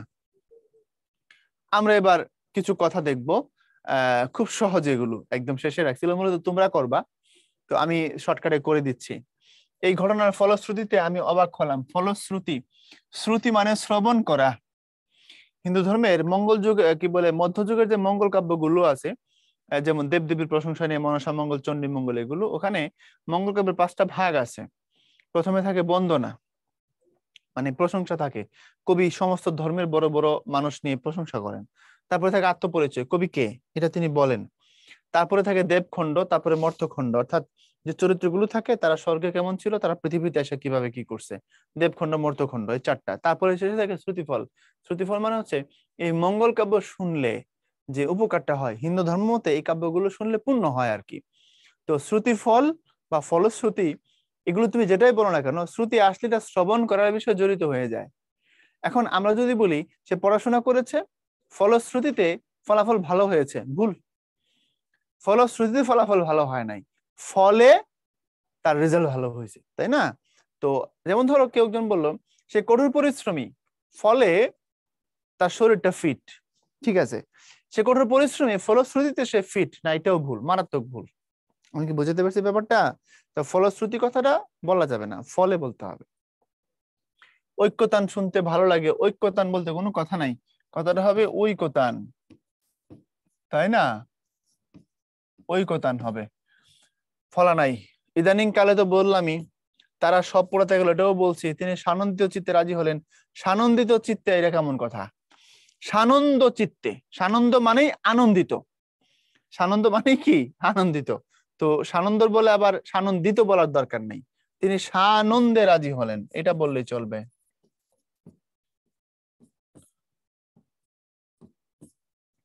তার জন্য অপেক্ষা করা সমীচীন হবে না, সমীচীন বানান ভুল, এটা খুব আসে, সব দীর্ঘইকার। ভুঁড়ি ভোজনে ভুঁড়ি হয় বেশি খাইলে আর কি, হ্যাঁ, একটা ভুঁড়ি হচ্ছে পেটের ভুঁড়ি, আর একটা ভুঁড়ি হচ্ছে বেশি খাওয়া, মানে বেশি খাইলে ভুঁড়ি হয়। দেখো বাক্যটা দেখো, এই যে এই ভুঁড়িটা শেষে আসবে, প্রথম ভুঁড়িটা শুরুতে যাবে, মানে প্রথমে যে ভুঁড়ি এটা আসবে শেষে, শেষের ভুঁড়ি যাবে প্রথমে। এই ভুঁড়ি মানে হচ্ছে পেট, মোটা পেট, আর এই ভুঁড়ি মানে হচ্ছে বেশি, তাহলে ভুঁড়ি ভোজনে ভুঁড়ি হয়, বুঝছো? এ জগতে হায় সেই বেশি চায়, আছে যার ভুঁড়ি ভুঁড়ি, রাজার হস্ত করে সমস্ত কাঙালের ধন চুরি। এর মানে এই ভুঁড়ি মানে হচ্ছে বেশি, ভুঁড়ি ভোজনে মানে বেশি খাইলে ভুঁড়ি হয়, পেট বড় হয়ে যায়। নিচে যিনি দাঁড়িয়ে আছেন তিনি খুব নিচু, তাহলে আগেরটা পরে পরেরটা আগে, তাই না? এই নিচ মানে হচ্ছে হীন বা খারাপ, আর এই নিচ মানে হচ্ছে উপরের বিপরীত, নাকি নিচের দিক। তাহলে নিচতলায় যিনি দাঁড়িয়ে আছেন তিনি খারাপ লোক, তাহলে তুমি এই প্রথমটাকে আর শেষটাকে উল্টা উল্টি করবা আর কি, এই নিচটাকে শেষে এই নিচটাকে শুরুতে নিয়ে যাবা। তিনি আমার ভাবি, ভাবি সর্বনাশ, এই ভাবি মানে হচ্ছে হবু, যেটা ভবিষ্যতে হবে, আর এই ভাবি মানে হচ্ছে ভাইয়ের বউ, তিনি আমার ভবিষ্যতে কি হবেন, ভাবি হবেন। তাহলে আগেরটা পরে পরেরটা আগে, ক্লিয়ার? এই ভাবিটা শেষে যাবে, এই ভাবিটা আগে আসবে। জ্ঞানী মূর্খ অপেক্ষা শ্রেষ্ঠতর, মূর্খ বানান ঠিক করলে হবে, আর শ্রেষ্ঠতর বলার দরকার নাই। জ্ঞানী মূর্খ অপেক্ষা শ্রেষ্ঠ, শ্রেষ্ঠ মানেই হচ্ছে সুপারলেটিভ ডিগ্রি, তারপর আবার তল আসবে কেন? এরপরে শুদ্ধ প্রয়োগ কোনটি? অশ্রুজল, চলাকালীন, আয়ত্তাধীন, জন্মবার্ষিকী। শুদ্ধ প্রয়োগ কোনটি? শুদ্ধ প্রয়োগ কোনটি? পোলটা নাও, অশ্রুজল, চলাকালীন, আয়ত্তাধীন, জন্মবার্ষিকী, কোনটা? টাইম পাবা 30 সেকেন্ড, দিয়ে ফেলো।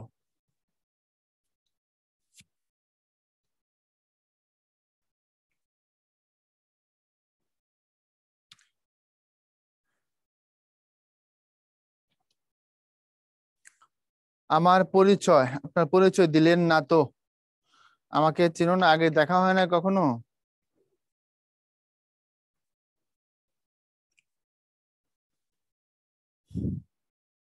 আমাকে আগে থেকে কারা কারা চিনো? আজকেই প্রথম?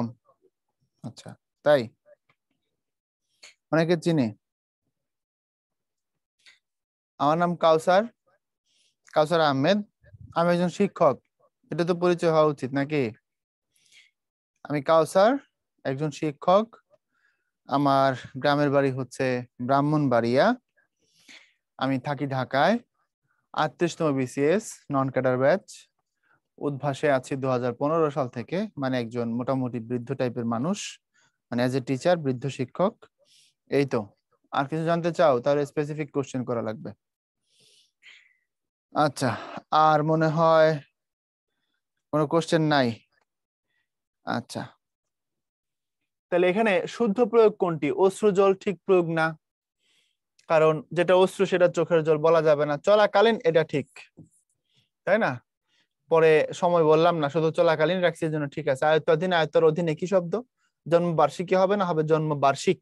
তোমরা এই প্রশ্নের উত্তর সঠিক দিছো কয়জন? আপনাকে স্যার বলবো না ভাইয়া বলবো? স্যার বলার দরকার আছে? আমাদের উদ্ভাসিকে ওই কালচার আমরা প্র্যাকটিস করি? আমরা ওই কালচার প্র্যাকটিস করি না, ওই কালচার আমাদের নাই। চলাকালীন এটা ঠিক উত্তর। তোমরা মাত্র 32%, অনলি 32। দুঃখজনক, এটা আমার ভাল লাগে নাই।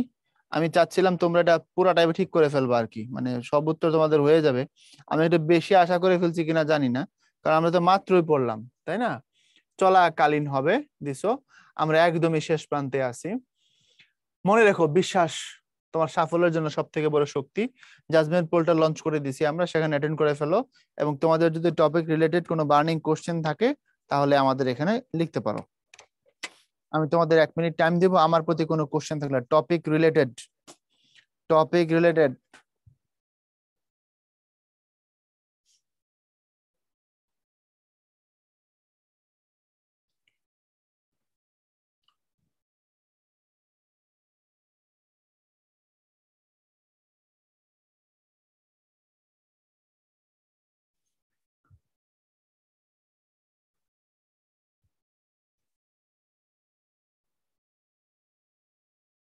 মুন্না বলছে ভাইয়া সিলেবাসের বাইরে পড়ানোর কথা মনে হয়েছিল। হ্যাঁ মুন্না, তোমাকে আমি ভেক্টর পড়াই দেব, তারপরে তোমাকে আমি অনুপাত সমানুপাতটা দেখাই দিব, কোনো সমস্যা নাই।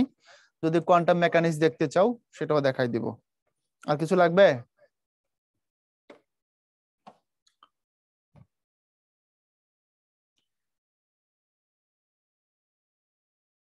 ঠিক আছে, সবাই ভালো থাকো। সবার জন্য দোয়া, শুভকামনা। আমার জন্য দোয়া করবা। আল্লাহ হাফেজ।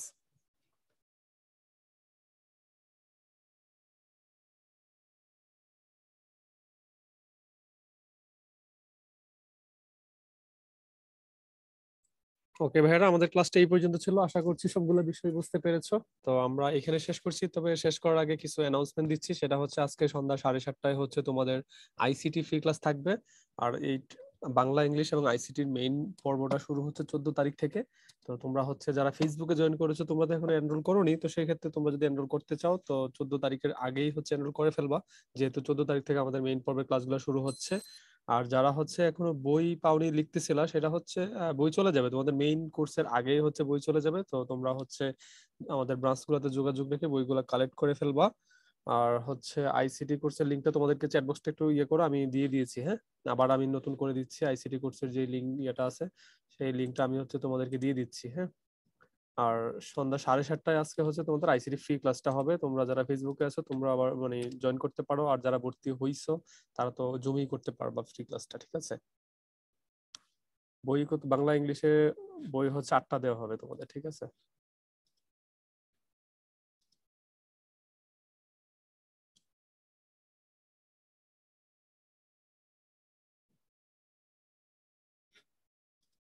আর কোনো কোশ্চেন আছে কি তোমাদের?